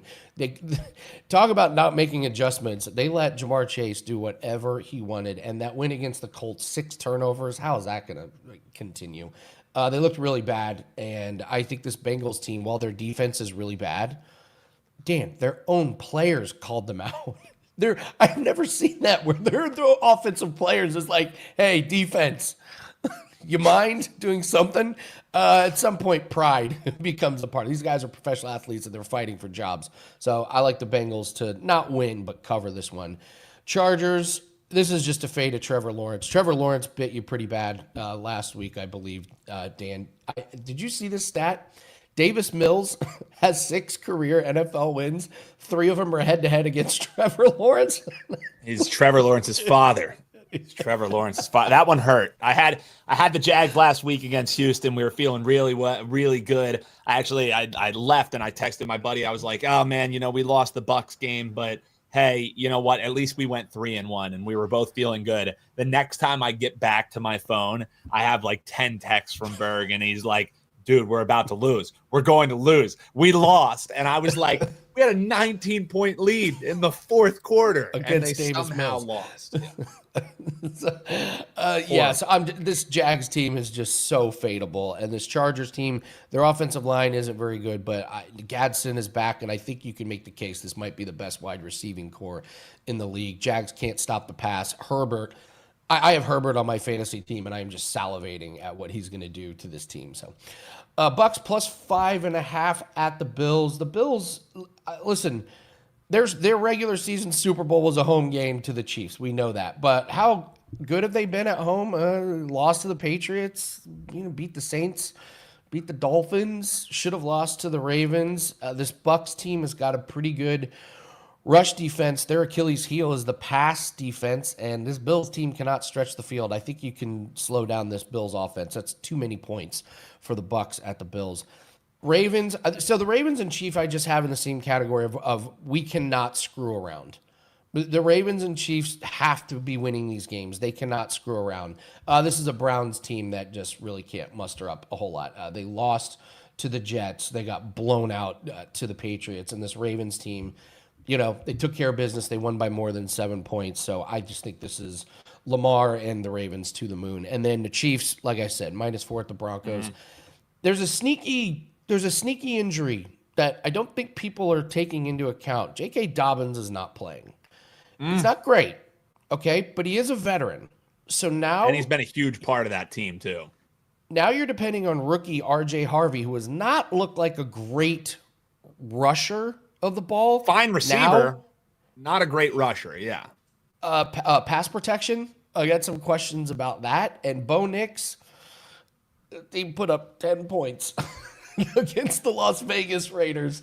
They also put up 18 points against Houston. I think they're a little bit fraudulent, so I'll take the Chiefs to lay the wood. So Bengals, Chargers, Bucks, Ravens, Chiefs. I know 2 of them we're going straight head-to-head. What are those? Yes, we are straight head-to-head. These are the picks for the Wooder and Wawa entry in the Circa Million contest. I believe out of the 10 weeks we've been picking, Andy, we have what? You don't like the Wooder and Wawa? No, Jacksonville. Oh yeah, yeah. See, I thought you were laughing about the joke of AI content we have there, but you're laughing that I'm going back to we're gluttons for punishment here. Jacksonville. You didn't think that was going to be the one we were head to head on, did you? It's Buffalo. We're laying it with Buffalo. It's a circle the wagons game for the Buffalo Bills, and nobody circles the wagons like the Buffalo Bills. Injuries, I think, are just starting to mount. No Bucky Irving, no Chris Godwin. And I also think, not on the injury report, I don't think Baker Mayfield looks right. I thought, after the bye, he would maybe recover a little bit nicer. I think there's a shoulder injury going on that's not being reported with Baker Mayfield. But, Andy, the one that I know you want the thoughts on here, how the hell did we end up on Jacksonville? Before Jacksonville lost to Seattle, they have been one of the best teams at home. They, as a matter of fact, beat the Chiefs at home. If people remember back on that Monday Night Football game, before that Seattle game, won and covered all 3 of their home games. So they've been a really nice home team. And then you're going to argue, well, they just blew that game against the Texans and Davis Mills. Sure, but the Texans are a terrific home team. And I feel like, is there a potential for the hangover heading into this game the way that they lost? Sure. But there's also a potential that this team is not going to allow themselves to keep that back door swinging open. And this is a Chargers team who's heading into the bye. And this team just year over year is a team that heading into the bye, sometimes it's a bet on, sometimes it's a bet against. 2-8-1. The game before the bye week is the Chargers. So I think this is a team who also, Andy, has traveled back and forth, back and forth, back and forth. Their East Coast trips, they haven't covered one of their East Coast trips yet. They've won them, but they haven't covered a single game on the East Coast. And this is now, I believe, the 4th time that they're traveling east. So just more travel stuff, more spot stuff than it being a true handicap. And I think the real thing that put me over on allowing Berg to talk me into Jacksonville that I said we're never betting on again is I'm just not so sure that this Chargers defense that gets ballyhooed is all that much better than this Jacksonville defense, who is one of the sneakier, better defenses in the league, especially against the run. So that's the thoughts from me there on Jacksonville. Laying it with that Atlanta. My favorite pick of the week is Minnesota. I'm not a believer in this Bears team. This Bears team is not going to get to push the ball up and down the field on the Giants and the Bengals, which is why the market is so high on them. Flores versus young quarterbacks, I'm going to take that matchup every time, especially under the key number there. So those are the picks for me, Andy, and I let the cat out of the bag why I like the Giants. Disgusting pick on the board, but I think Mike Kafka is going to be a head coach in the NFL, whether he wins this job for the Giants or he gets hired elsewhere. Mike Kafka's an extremely terrific head coach candidate who was already being interviewed. You asked, where's the motivation there? Mike Kafka's auditioning for a job. And I think they have at least enough talent defensively to hang around with an offense that's not looked too great in Green Bay. Well, I will tell you, I was like, why didn't I land on them? I have 3 at Bet Online. So you have the better number. Yeah. So they 3 on the Giants? No. I'm sorry, Vikings. Oh, okay. Yeah. The Vikings. I was like, holy shit. I was like, I'm picking Green Bay then. Andy picked Green Bay.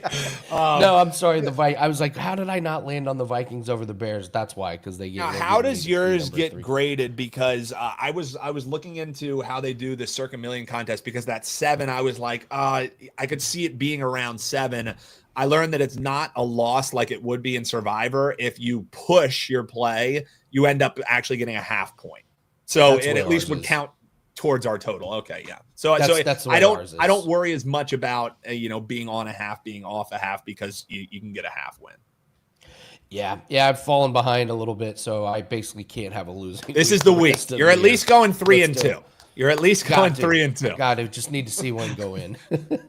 So, all right. Well, good luck to us. We're going head to head, so maybe we'll go 1-1. Split 1-1. I know. I wish that we have all these fun things that we do with the chat. It's like I want an all access, Andy pass for 3 days if I win. Andy and I'll have to think of something, but we have 2 games. No. This is easy. On one. This is easy. It's Jacksonville and Chargers. Let's go head to head. Jacksonville. Okay.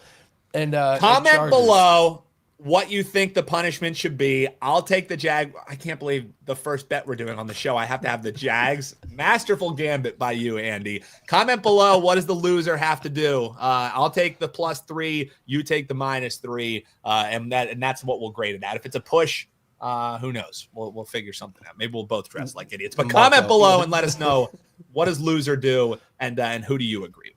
I have a feeling if it's a push, Marco has to do the punishment. Yeah. If it's a push, Marco has to do it. Deal. For no reason. So, all right.